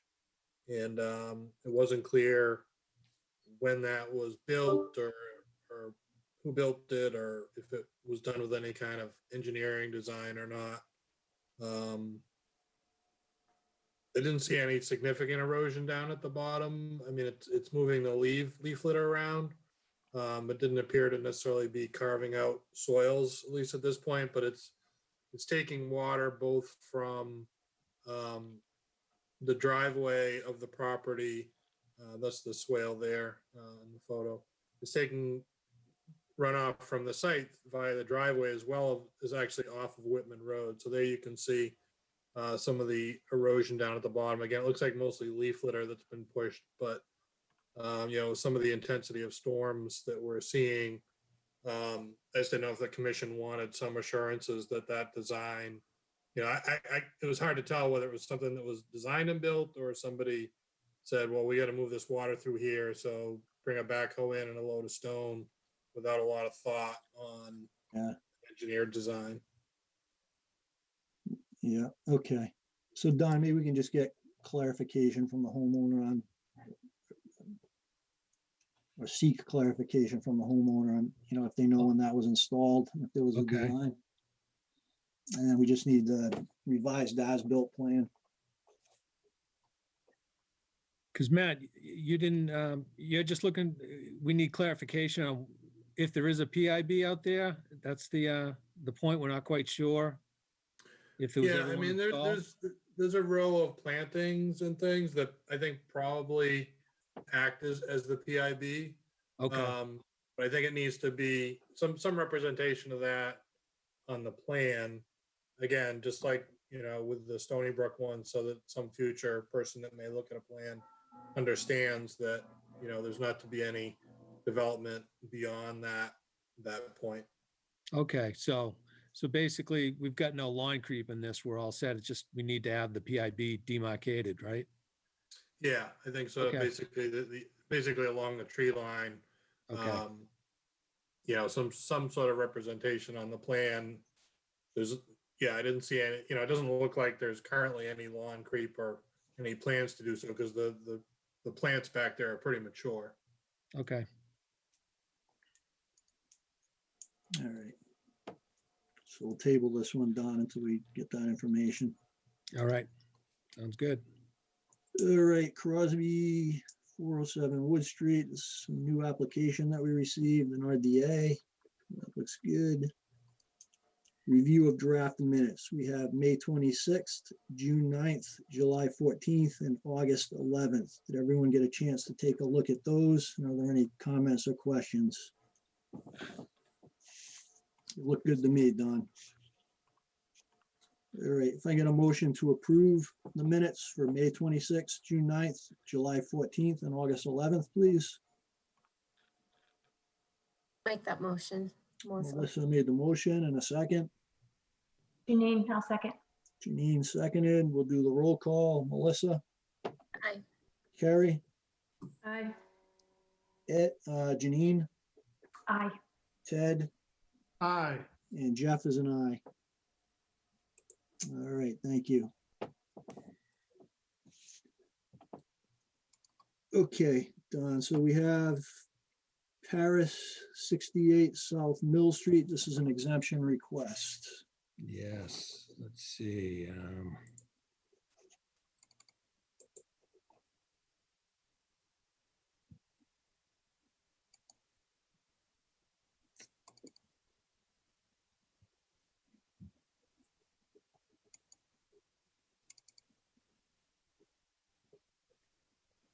So you can see in the request, they had concerns with these trees that they marked up right there. Basically, the area we're talking about is right through here. Photos I took were basically, you're looking at these trees right along the edge Mhm. that are, and you had They're one they're that was, overhanging the yeah, deck and the yeah, roof. one that was completely dead, one that was storm damaged, and they're completely overhanging the house. So if you went to selectively prune, you know, you're essentially taking the canopy out.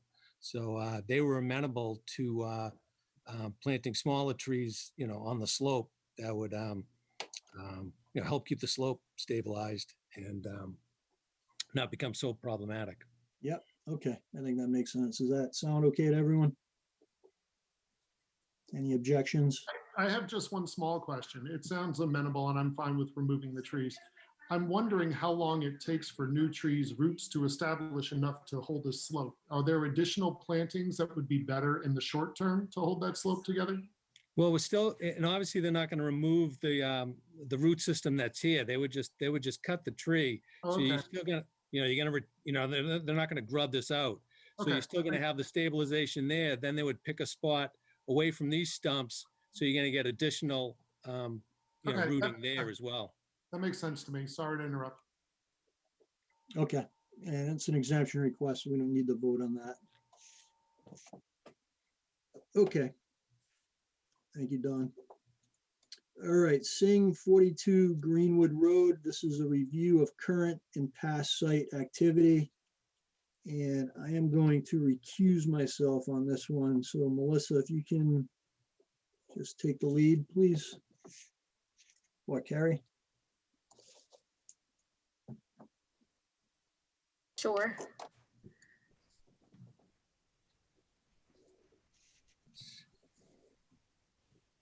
Um,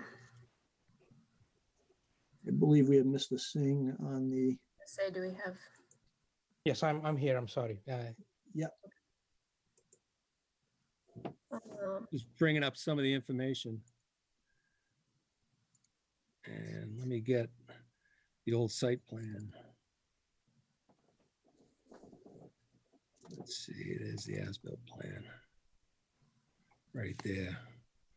So the commission received a report of site activity happening on the site. Oh, I'm sorry, I grabbed the wrong as-built plan, sorry.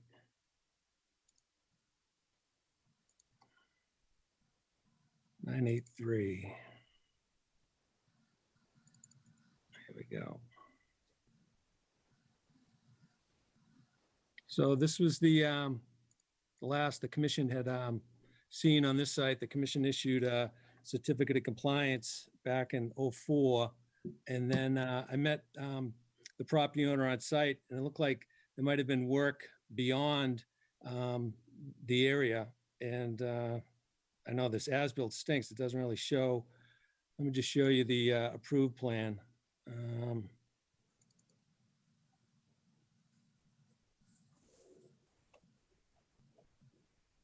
So at the time, you would have had a limit of work. You had a proposed well over here. You had a limit of work right along here, and that's where the PIB was noted right through here. So we got a report that there was some site activity. So the property owner told me that a lot of the existing conditions were in place when he purchased it. So here's what the site looked in 2001, 2005. Looked like, you can't tell if there was more work done in this area. I'm not sure if it was just a seasonal view, but when you get to 2008, you can see obviously some clearing and lawn work here in '08. And then a massive retaining wall went in around 2012. And so there's a massive retaining wall here. And then there was I've got some photos, series of large boulders placed along this area. And obviously this area was filled in, all unknown to the commission at the time. So I asked the property owner to see if he could review the current status, because basically I was telling him the the wetlands at the time, might have changed because it would have been delineated back when Greenwood Road was getting built. So he retained an engineer in training to put together a wetland delineation report, and noted that there weren't any more wetlands on the site, but he did utilize federal methodology and didn't do a delineation that we'd see under the Wetlands Protection Act or the Commission's bylaw. So we're not quite sure. It would be nice if we could get this delineation revised just to coincide with the regs that the Commission reviews. And I don't know if the property owner wants to add any other information. Yeah, yes. So thank you, Don, for being so helpful with this process. So yeah, we moved in 2016 when the retaining wall was there, and there was a lawn at the back as well, and we essentially used the existing temporary road to clear the additional area. We want to build a tennis court in the back, and the reason we didn't know about the restrictions was because there was nothing on our deed. The deed essentially, doesn't have any of the order of conditions listed on them. So this was 22 years ago that there were wetlands perhaps at the back corner, but those have migrated further north, about 425 feet north of where there used to be. And I want to just invite Chuck Douchy. Mr. Douchy is the board member of HALT, which is our neighboring property, which we inadvertently encroached upon during this process. And Mr. Douchy can talk about what he found. He's an expert on wetlands, so he can also talk about what he found from the perspective of wetlands.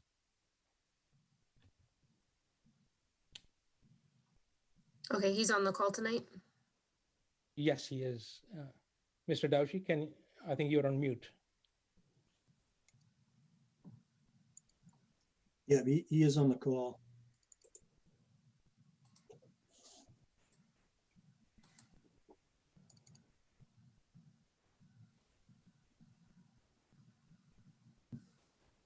Mr. Douchy, do you have any comments? Yes. And hang on while I try and figure out how to get video. There we go. Okay. And to the property owner,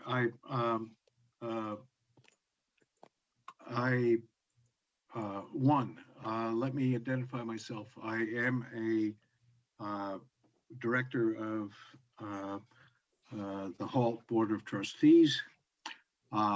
We met on the site to briefly look at the situation, not from the point of wetland delineation or identification, but rather encroachment of fill on the HALT property, which it's pretty clear there has been, and we discussed measures to remove the property or remove the fill and restore the area. My assumption was that the concern was in the area, so to speak, downstream to the north. I checked that area. I did, and even looking at the area from the on the east of the encroachment, certainly the dominant overstory is upland. However, I did not have my soil auger with me or have the advantage of the mapping that was done from the late 90s. I did returned to the site today after having received a copy of the mapping from the 90s. And there has been considerable disturbance within the area that appears to have been mapped as wetland from the 90s. I did find some remnants of wetland shrubs, although the overstory still appears to be upland.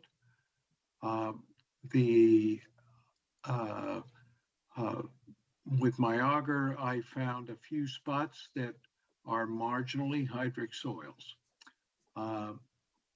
The halt is not, the Hopkins and Area Land Trust is not in a position to determine a delineation in this area.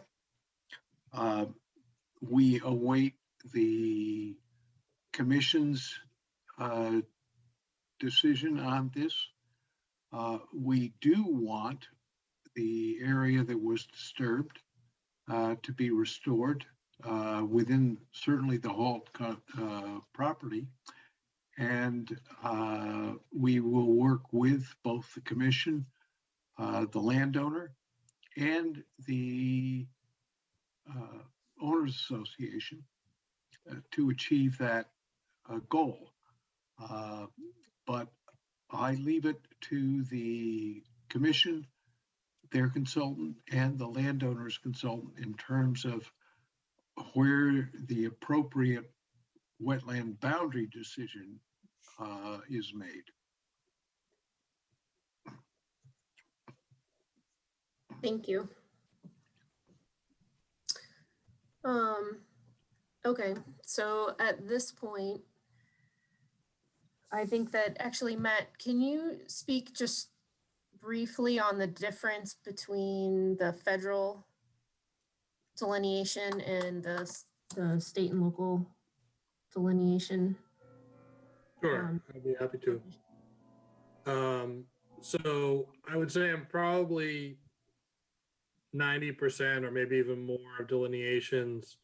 The local, state, and federal jurisdictional boundaries are generally all going to be the same, but they can differ. And the federal criteria, the current federal criteria requires a 3-parameter approach. So you have to evaluate vegetation, you have to have 50% or more dominant, what's considered wetland vegetation. You have to have indicators of hydric soil based on standards, established standards. And then you have to have evidence of hydrology. So that can be things like leaf staining or drainage patterns, shallow rooting, things like that. Under the Wetlands Protection Act, basically for a bordering vegetated wetland, the standard is you have to have the same predominance of wetland vegetation, 50% or more wetland vegetation, and you have to have evidence of hydrology. So it's basically sort of a 2-parameter approach. And evidence of hydrology can be soil, hydric soil, presence of hydric soils, or it can stand alone with just things like shallow rooting or drainage patterns, leaf staining, things like that. And then under the bylaw, it's even potentially even, I think it's fairly similar to that BVW definition, but it's probably a little bit more open for inclusion of marginal areas, especially isolated areas that might not fit the criteria under the act, but would under the bylaw. So I think anyone who's looking at that area to determine whether it's a wetland or not, probably should be looking at it from the most, I guess, liberal interpretation, which would be the bylaw, which I think Don has up here on the screen. So I think that should sort of be the starting point for anyone looking at it to see, does it meet the criteria under the bylaw? And then from there, does it meet the criteria under the act? And under those two things are where the commission has its jurisdiction. And then if it meets the federal criteria, that's all well and good, but doesn't really mean too much to the commission because commission doesn't have jurisdiction over federal wetlands per se. And depending on if there were impacts and the scope of the impacts, Army Corps of Engineers, who implements the Federal Clean Water Act, may or may not become involved. It would have to be a fairly significant impact, I think, for them to take any notice of it, in all honesty. Okay. So it seems to me at this point that we would need the wetland delineation report updated based on the delineation line that they're proposing or lack of, updated based on the bylaw. And then I think we'd want Matt to review that before we made any decisions on anything in regards to the property, because as it stands, you know, I think our delineation line that's in the file is what we go by, unless they can prove otherwise. Is my thoughts. I open it up to the other members, see if anybody else has an opinion or thoughts. Melissa, I agree with you. And then Matt brought up some good points. I mean, we've had a couple of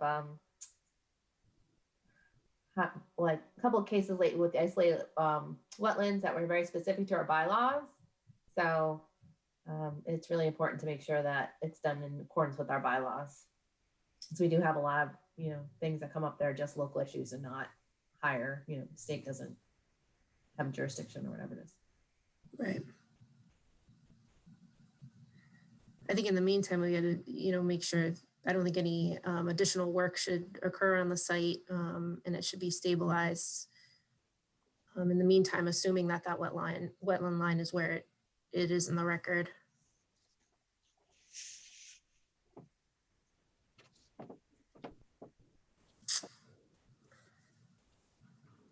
Thank you. This is Harpreet Singh. So I will get the report updated and submit it back to the commission. And there is no more work happening. We have put a sedimentation barrier at the suggestion of your office, and so we will update the report, resubmit it, and then wait for your recommendations. Okay. Is that something that so our next meeting is October 20th? Yep, I can have that done by then. By then, okay. And then Don, we usually just allow Matt to review that as it comes in if he has time before the meeting. Yeah, if we can get, you know, field data forms, you know, so Matt has something to go by. You can go out and take a look at, you know, we can give them all the old information and then the current information, and we can go from there. Okay. Sounds good to me. I don't know if we had anybody from the audience on the line from the public that might have a comment. Hi, this is Leslie Fakiri. I am president of the Homeowners Association. Just to help Mr. Singh in his situation here. So if there are no wetlands, are you concerned about the contour of his land changing and any erosion issues that could occur? You can see that where his property ends, that is the beginning of kind of the entryway into our basin, one of our basins. And I just want to make sure that he has all the information that he needs to work with his expert. I was able to provide his consultant with all the files. This is the original subdivision for Emerald Hills East. I gave him all the plans that we have digitized.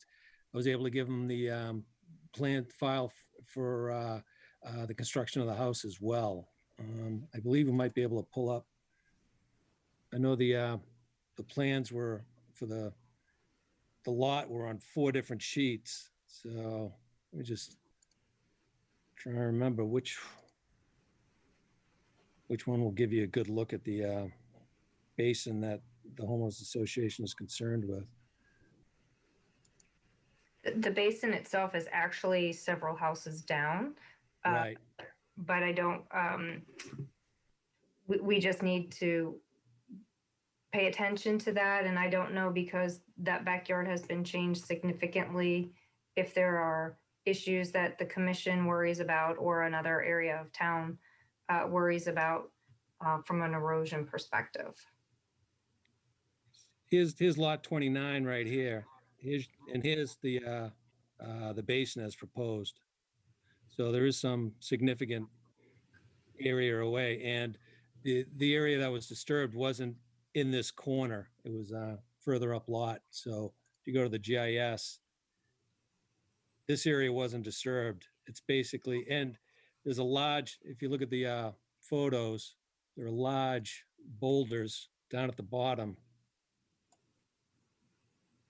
So you've got a row of enormous boulders containing all this area. There was some, looks like there was some slight disturbance along the edge of the stones.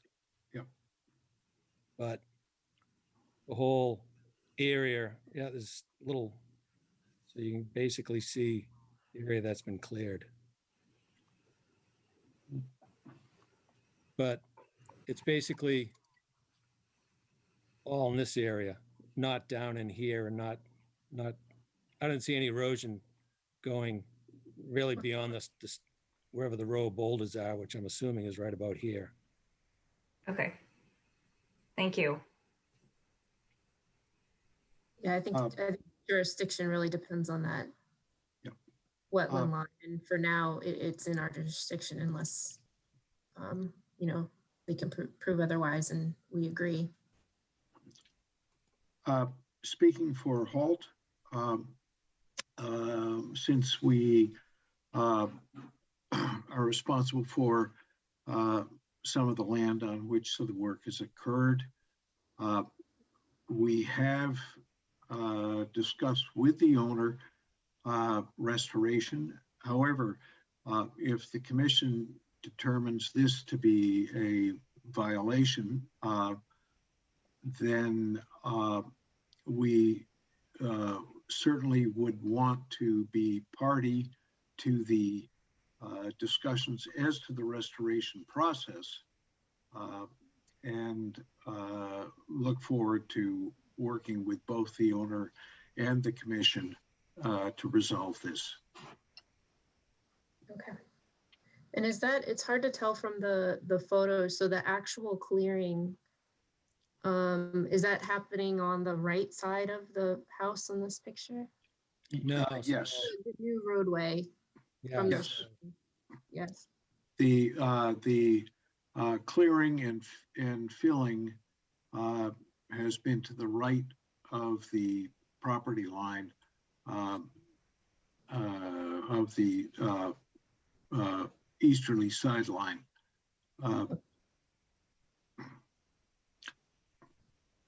Is this house right down the street from the athletic fields? Yes. Okay. Yes. Oh, I walked by this the other day. Yeah. Okay. And just to chime in on the road that was encroaching upon Halt, that pre-existed because there was a massive rock wall that was built. We essentially removed some of the brush, and that but this road was not built by us. It was pre-existing because of heavy equipment. You see, that's why it looks like this.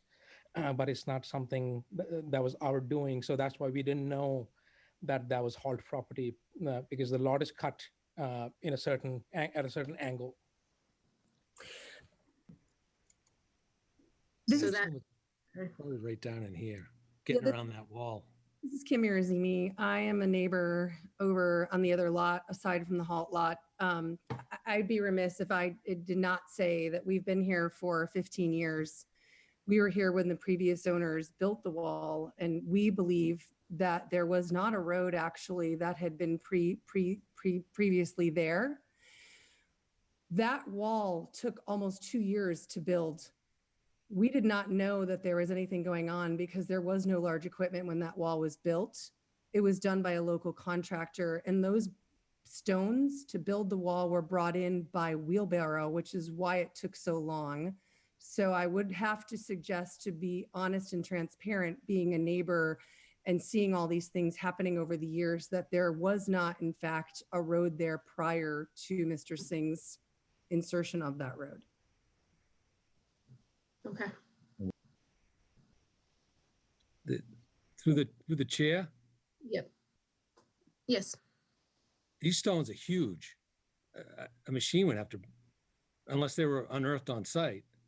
And Well, this wall's as which wall? high as this excavator. Maybe these were wheelbarrowed in, but these are enormous. These are huge boulders. Yeah, that wall is 14, 15 feet high with huge stones. I don't think a wheelbarrow can carry those stones. Perhaps it is something that we should ask the person that built it as a local contractor to confirm that. We did not know the wall was being built, and we live right behind the home, and it took a long time to even understand what they were doing over there, where in contrast, we're very aware of the large machinery that's been there, obviously, to build the Mr. Singh's court. So I think that we would have represented or noticed large machinery back in when that was being built. As I said, if the commission is interested, I'm sure that question could be asked. The landscaper that completed that work was James General Landscaping, that is well known locally here in town. They built that wall. Okay.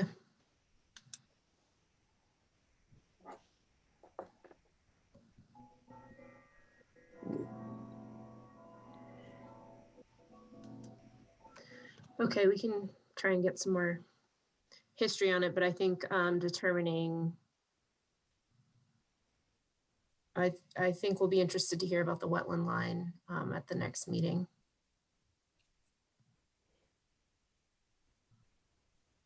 And decide where to go from there as far as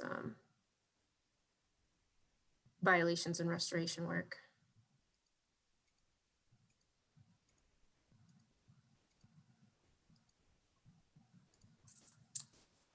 Appreciate the feedback. How long, the current owner, how long have they? We've been here 4 years. 4 years. We moved in August of 2016.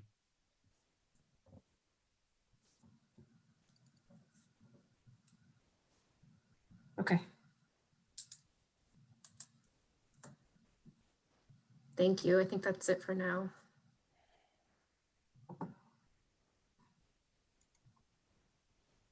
Okay, thanks, Melissa. We had a project change request. Yep, Brendan Properties, 20 Saddle Hill Road. This was they wanted to flip the driveway. 1687.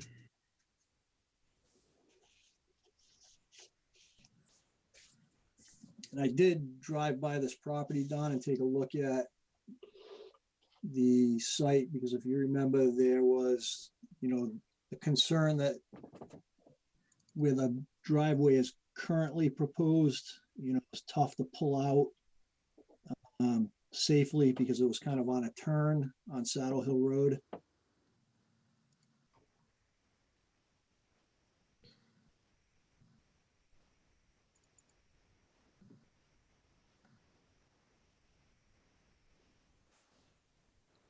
So, yeah, here's the project change plan. I believe they submitted a revised, where they lowered the wall. Yep. So originally it was a 4-foot wall. Now they've submitted changes. So, yeah, that was the original.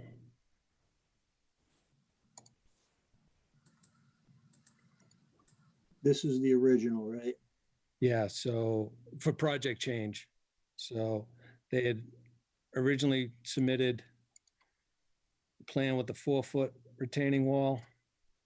Now Okay, we've got, Okay, I misspoke then. now we've got a 2-foot retaining wall.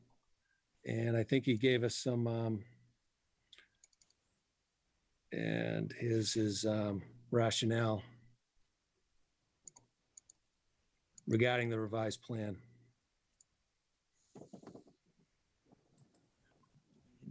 Slid the house to the south a few feet to move away from the rear buffer zone. Remove the infiltration system in the rear. So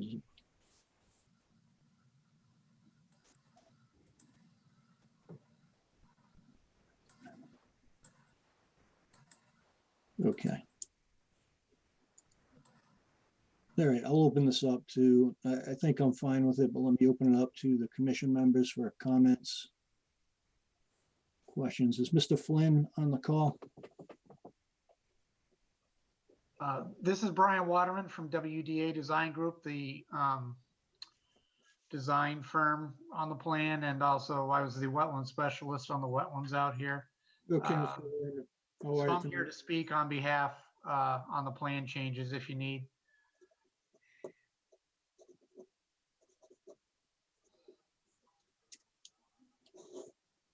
Would you like me to? Yeah, can you just give us a quick overview if you would? Right, so I think as Don pointed out, and I think as you, Mr. Chairman, had mentioned, the original design that was approved had a garage and drive. The desire was to have that come in on the right-hand side. Okay, yeah. Which right there is the bend in the road, and there's actually, it's hard, you can't really see the contours there, but there's a high point and a slope that comes out to the edge of the road. So there's a safety concern getting onto that road there. It's also a scenic road, so trying to cut that slope back or modify more of the wall was an issue. So the new plan you see shifted the driveway to the left. Don, if you can scroll down to the bottom, we put 3 notes there that, yeah, right there. The total amount of the approved buffer zone on the original order was 6,536 square feet. The amount of buffer zone disturbance proposed on this plan is 6,878. So it's an increase of 342 square feet of buffer zone. Obviously, with the driveway moving down, we have some impervious area in the buffer zone now. Part of that is the back area near the wall that you were just describing. And then the portion out front that is adjacent to the wetland that is down gradient on the opposite side of Saddle Hill Road there, that projects buffer zone. We kept the driveway outside the 50-foot no disturb, even though it's on the other side of the road. There's an existing driveway almost right where Don's cursor just was on the other side of the road that's above that wetland that's been there since 1955. But we've maintained the swale and the drainage patterns to take some of the driveway runoff back down into the yard area in the back there. And like you said, they lowered the garage to get that wall down to 2 feet. So we've lessened that. So, and again, we're trying to maintain that 100-foot sight distance because it's really, really tough there coming around that corner with the slope there. So this incorporates the fire department, that little shaded area to the right-hand side that's required in all the driveways. But again, we're maintaining the drainage pattern. We actually shifted the PIB and the erosion control barrier a little farther away from the 50-foot no disturb zone under this plan than what was previously approved. It went from 18 feet approved to 22 feet proposed under this. So it's a slight improvement there as well. So I think that addressed the comments that we had received from Don's review. And I appreciate you taking the time to drive out there, so. I Great, hope this thank you, Mr. addresses the concerns you had. Yep, okay. Matt, did you have any comments? No, that's all right to me. Okay. Comments from the commission members? Through the chair, it's Ted. Yep, go ahead, Ted. I think I've been consistent on this, so I won't dwell on it. I am not a fan of adding driveways so that we can have a turnaround if it's impinging on the 100-foot. It seems to me we could cut back on how much driveways within 100 feet if we eliminate the luxury turnaround. Luxury turnaround. Or, you got this area, you could do the bump out. That's outside the commission's jurisdiction, as opposed to here. That's exactly the area I'm talking about. And again, I think I've been consistent on different developments. Often it seems to be those turnarounds create extra pavement that in my mind create problems.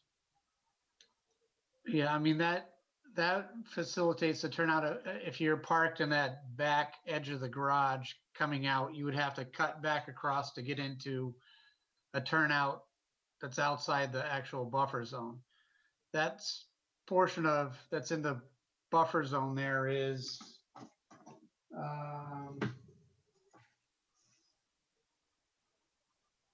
that's only 11 feet into the buffer zone. And then you have the retaining wall. So,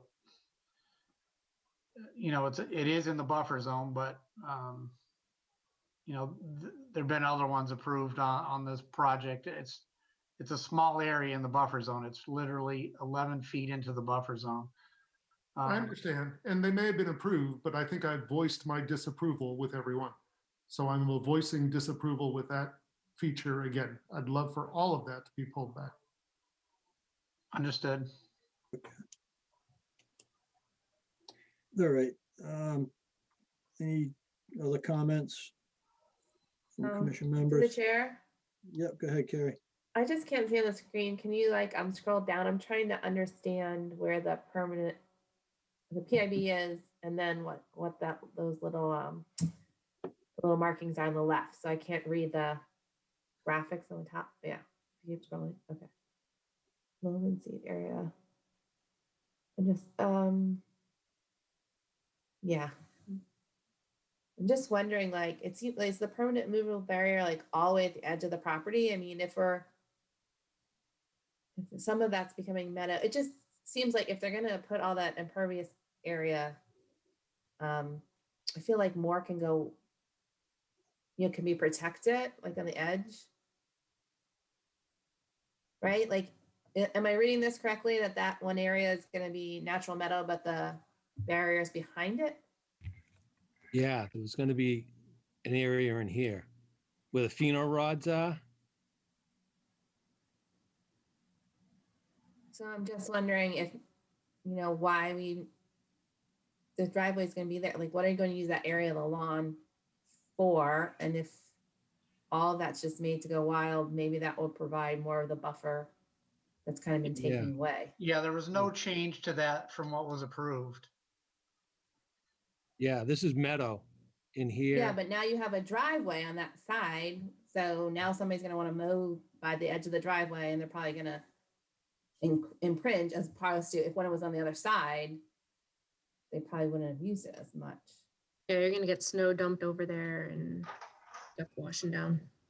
Through the chair. It was actually a flatter lawn area on the left-hand side under the old proposal. So that would have been mowed. This, they probably will not go past the wall or down that 3-to-1 slope. You see that whole backside was pretty much a flat lawn area. Under this proposal, you have the wall now and the 3-to-1 slope. So it'll probably be, they won't go beyond that. So as mitigation, why not move the PIB? Move it where? So like The where it's back, saying, the backside did not change from what was approved. there's a retaining wall there. If there's no intent to go beyond that retaining wall, why doesn't that become part of the PIB and then extend? Like, So now you're providing more protected area than you did before because you're impinging more in the buffer. So pull the PIB closer to that retaining wall, Carrie? Is that what you're suggesting? That's what I mean, if you're creating Well, part of more that is, disturbance, part you're of creating that more is the disturbance in the buffer, why not provide more mitigation? Well, part of that looks like the grading down to the rooftop infiltrator that you see the square there. You need certain cover over that as well. So that, the 3-to-1 slope down to there. So that's still maintaining lawn. It's just gonna be 3-to-1 instead of, 4 or 5-to-1 flatter. But what, I mean, we're still well beyond the 50-foot no disturb, and then, from what I remember, they had them add that area of the native wildflower mix along that edge to add some meadow character in there. And that did not change. so I think what I'm hearing from Mrs. Reed and Mr. Barker Hook is that we just want you to take a look at that PIB and see if you can pull that in a little bit closer to compensate for the driveway that's impinging on the buffer zone. Yeah, we can see if we can bump that in. Maybe even along that left edge of the driveway. I probably can't pull it in too much near the infiltration system, but we could bring it in on that left-hand side towards the, where your cursor just was, Don, along that edge. Okay, Like I said, we did bump it in to the south there towards the road. We brought that from 18 to 22 to gain a little there, adjacent to where the driveway was. So, but we can certainly look at pulling that PIB farther on that. I guess that would be the westerly side there, northerly side. okay. The one area probably couldn't would be near the infiltrator just to meet the cover there, but it looks to me on that to the left of the driveway, that PIB could be pulled in. Okay, that'd be great. If you can take a look at that, that would be. Sure. Okay. I'd just say one thing. Yes. Good evening. It's Pat Flynn. I work at Brendan Properties. If I recall, Brian might be able to correct me, but part of the reason for the turnaround is the requirement from the fire department for the fire truck and the turning radiuses. Okay. So I believe we have to have that turnaround. Okay. I'm sorry, through the chair, at the end of the driveway? Correct. That's a fire regulation? I believe if you look at the driveway plan, they actually show, I can look it up too. I don't have it right in front of me, but I believe they show the fire truck turning around in the driveway to come back out as well. Wow. Yeah, that's a new requirement that the fire chief is requesting on all these new developments. So it's not the just a turnaround luxury ability. item there. Yeah. So through the chair, may I ask again, because I'm looking at that part of the driveway I don't like. The other thing that struck me once Carrie brought up her point is it creates a much steeper slope into the wetlands because of that driveway being there. I wonder, Don, when I made my first comment, pointed to a section outside of the buffer. Could there be a bump out there that would satisfy the fire department, would alleviate some of the problems in the back with slope and also impinging on the wetlands? I mean, we're not impinging on any wetlands. I mean, that driveway is 90 feet or 88 feet. The buffer zone he was referring to. Sure, you're in, yeah, that's what I mean. You're inside the buffer zone. Okay, right. But I mean, if the fire department, a large vegetated court, undisturbed area between that wall and the adjacent wetland. All right, well, Mr. Warren, if you can just take a look at it. Yeah. Whether it's, I will look at the turnout if that's possible to change that. And if not, certainly take a look at pulling the PIB farther in towards that left-hand side of the driveway to Okay. extend that area. okay, perfect. Thank you.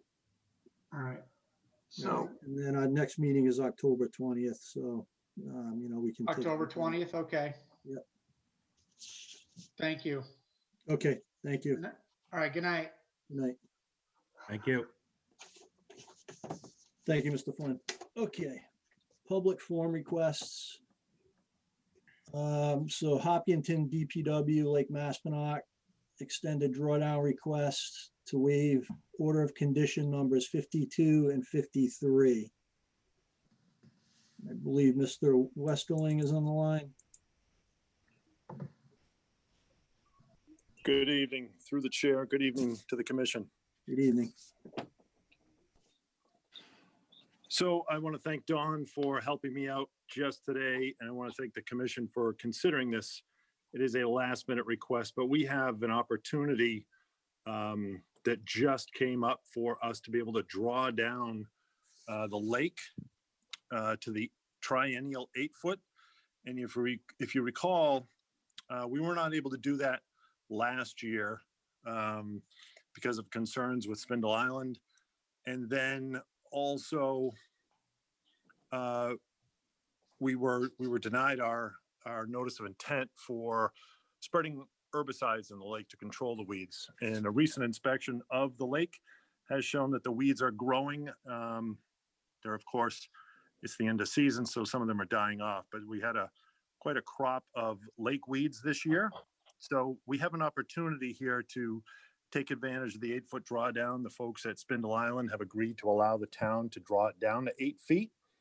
But there is a condition within the order of conditions. So 2 things we're asking for tonight. One is to consider the approval of the triennial 8-foot drawdown.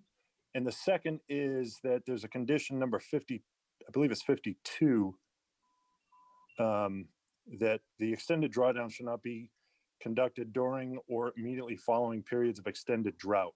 We are, of course, in a period of drought right now, but we're asking the Conservation Commission respectfully to consider waiving that requirement so that we can draw down to the 8-foot level and control the weeds for next summer.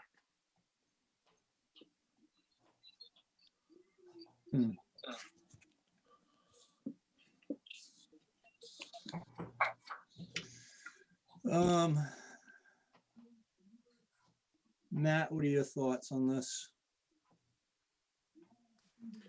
Well, I guess my question would be, what was the thought process behind having that special condition 52? I think through the chair. Yes, Don.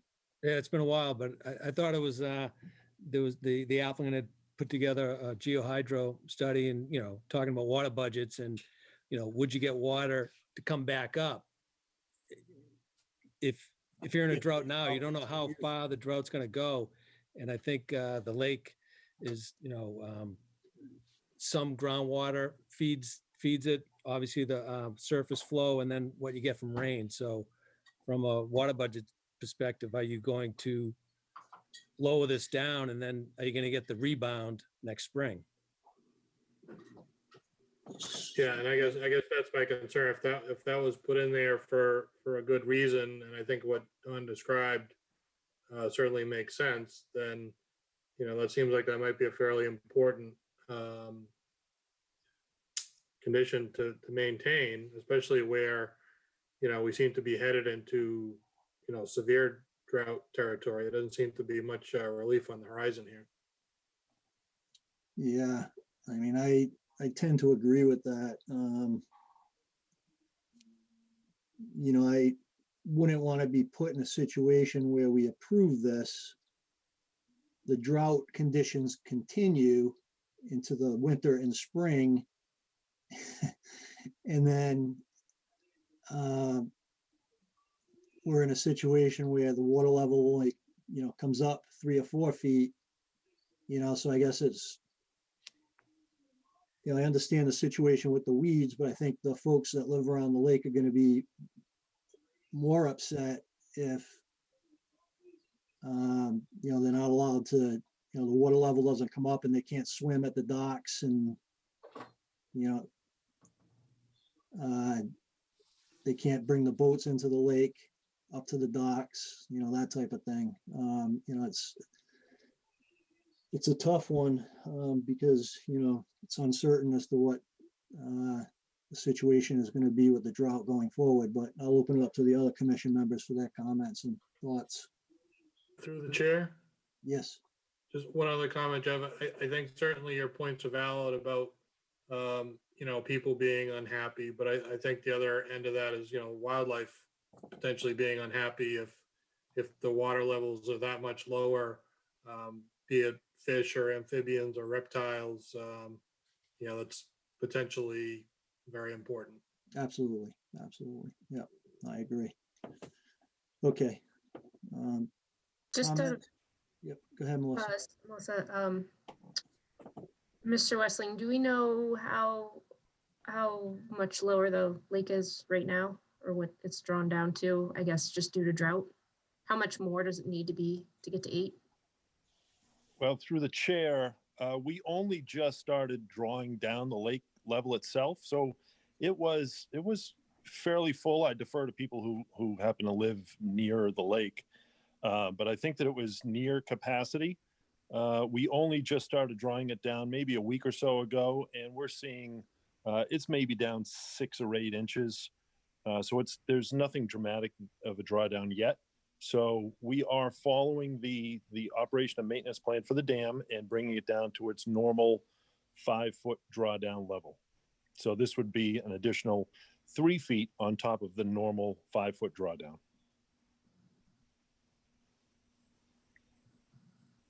The chair. Yes, So in my opinion, you know, we can't forecast the drought or the, you know, right now, and I'm willing to take the risk if, you know, or let it be up to the DPW.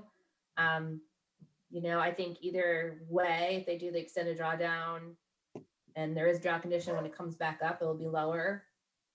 You know, I don't think the drawdown is going to affect that too much. You're right. It might not recharge if we don't get a lot of runoff, but I think it'd be worthwhile for this time to try it out or allow them to try it out if they're willing to take that risk. And then just encourage the town to look into this as part of their climate resiliency efforts that they're working on right now. So then we can use whatever data we have from this year and the years past and apply it for the future to make better decisions. okay. Through the chair. Yes, Ted, go ahead. I would love to approve this, especially since I voted against herbicide use and was hoping we could do the 8-foot drawdown. My question, I think, for Mr. Westerling is, do we have to go the full 8 feet now? Can we wait 2 months and see if we get some rainfall in the next 2 months and then drop the additional, what is it, 2-3 feet then? Or does it have to all happen now? Through the chair. Go ahead, Don. Yeah, I was bringing up, you know, this is the O&M plan where you're talking about the annual 4 to 5 and the 8. And basically, and John can correct me if I'm wrong, it's around mid-December. There's only a small window where you're trying to get the drawdown in the January timeframe, and then you're trying to bring it back up, you know? So I think Yeah, they're going to know more later on this year. Yeah, there's a small window because they want the lake bed exposed so that the freezing kills off the root systems of the plants of the invasive. Through the chair. Yeah, go ahead, John. Yeah, there's no correction needed. As always, Don is spot on with his information. We have the drawdown until mid-December. So the gate will be open. We can't change the amount that we draw down the lake because we've got to ensure the downstream flow of water. So to the question, I guess we could continue towards the 5-foot level. And if we get rain between now and when we reach 5 feet, you know, that can help our decision. But there was a previous comment made about we can't predict the weather.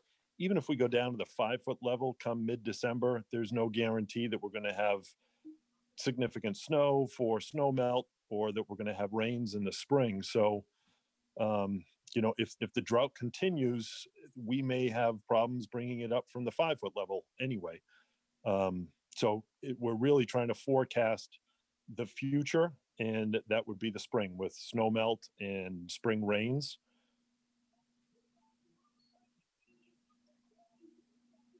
Okay. Through the chair, I think I would agree with Carrie in that, I don't think it'll matter whether it rains or doesn't rain between now and December as far as my decision would go, because I think that with climate change, everything's yeah, we have these more extreme droughts, but we have more extreme rains too, that I think could be expected. So to me, I'd be in favor of allowing the drawdown, because that's what we were looking for, in taking that vote, without the herbicides, was for this opportunity. And I think I agree with Carrie that it's something that, goes into that climate change monitoring planning that the town has been involved in, and I think will continue to be involved in, keeping our eye on it going forward. Okay. I think if we just wait, nothing's gonna happen. Obviously, nothing will happen if we wait forever. All right, if I get a motion to approve the request to waive the order condition numbers 52 and 53 for the Lake Maspinock extended drawdown request. Ed, so move. This is Carrie, I'll second. Okay, Carrie seconded. We'll do the roll call vote. Melissa, Aye. Carrie,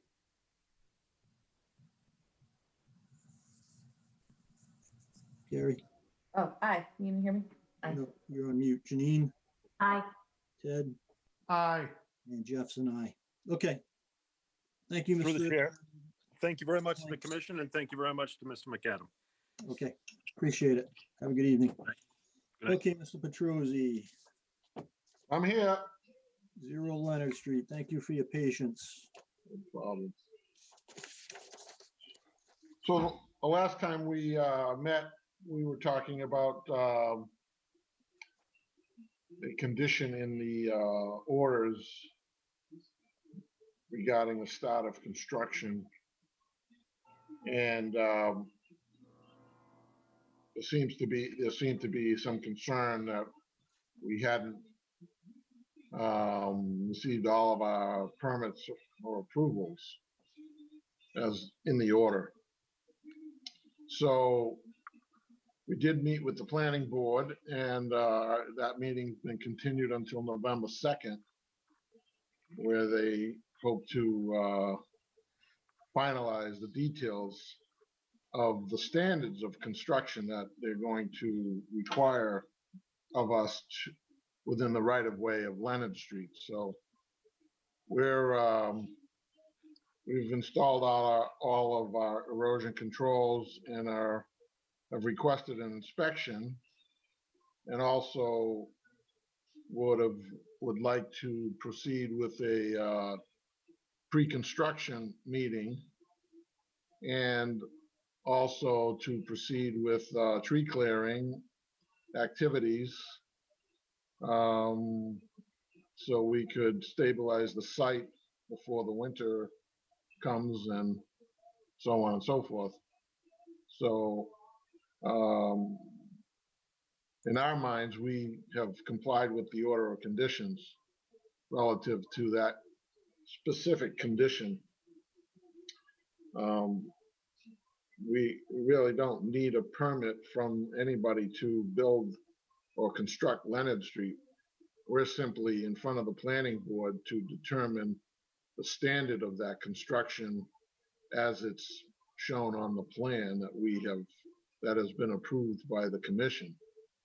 But the standard of construction that they require may have a bearing on, what areas need to be expanded or can be, remain. I watched the planning board hearing, and it seems to me that, I saw that they were happy with the stormwater management. But it seems to me that there are still some issues up in the air as to whether the roadway needs to be widened. Well, I think, go ahead. Yeah, and I think, there was a reference to the Buckland Street, that's still an open,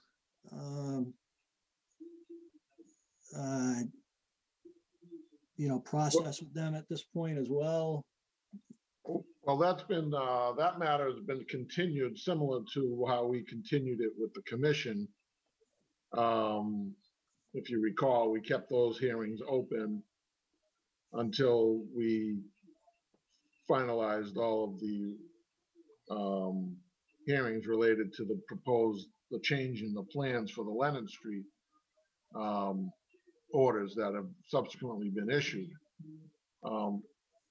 What we intend on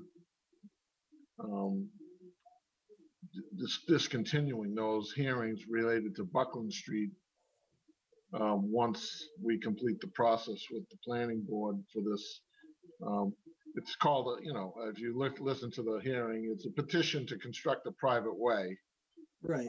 Under the But subdivision. the point being, I guess, is that, that's kind of a backstop. In the event that you're keeping that open, in the event the Leonard Street portion isn't approved or isn't approved to your satisfaction. So I guess, I'm okay with the pre-construction meeting being held.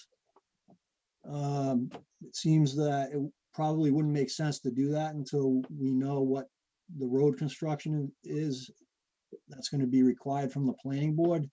So I just have to say, I understand your eagerness to get the project going, Mr. Petruzzi, but you have to look at it from our perspective too, where, if we allow you to go in and waive that requirement, you go in and remove all the trees, and then if for some reason, the project's denied or altered, or, you have to go with the Buckland Street option.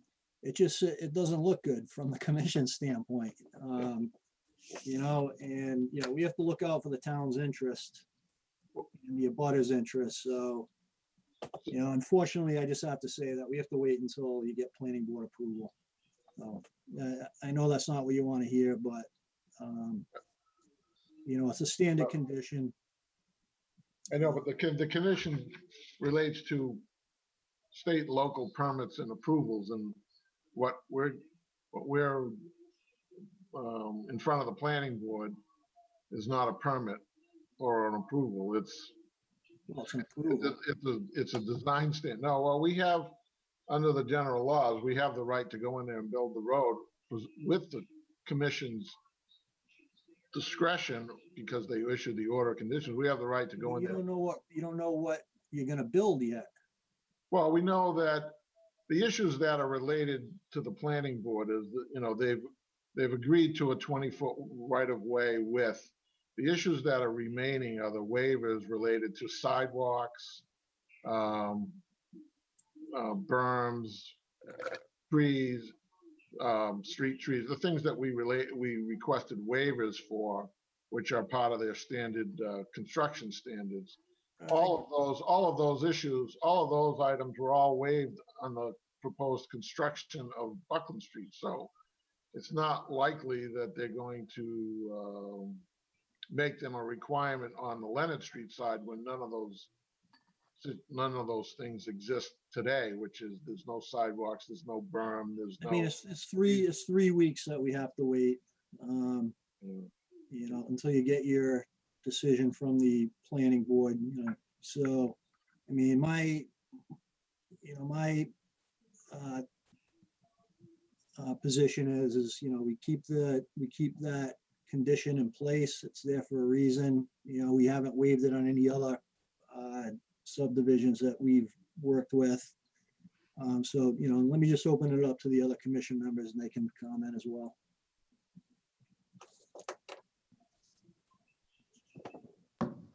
Any thoughts, comments from other members? Hey, Jeff, this is Carrie. I agree. The conditions there for a reason. We've run into a lot of issues previously when developers have started work when they didn't have all the permits because ends up one board or commission or somebody asked for something different and then it's gotten us into trouble before. So I agree that all the permits should be lined up before work starts. That's the reason why they're all there. Through the chair, I agree as well. I do as well. Okay, you know, I guess Mr. I guess I'm in the minority. Yeah, I understand your frustration, but Can we at least have the pre-construction meeting? I mean, it's really not, or have at least the erosion control inspected and take it one step at a time.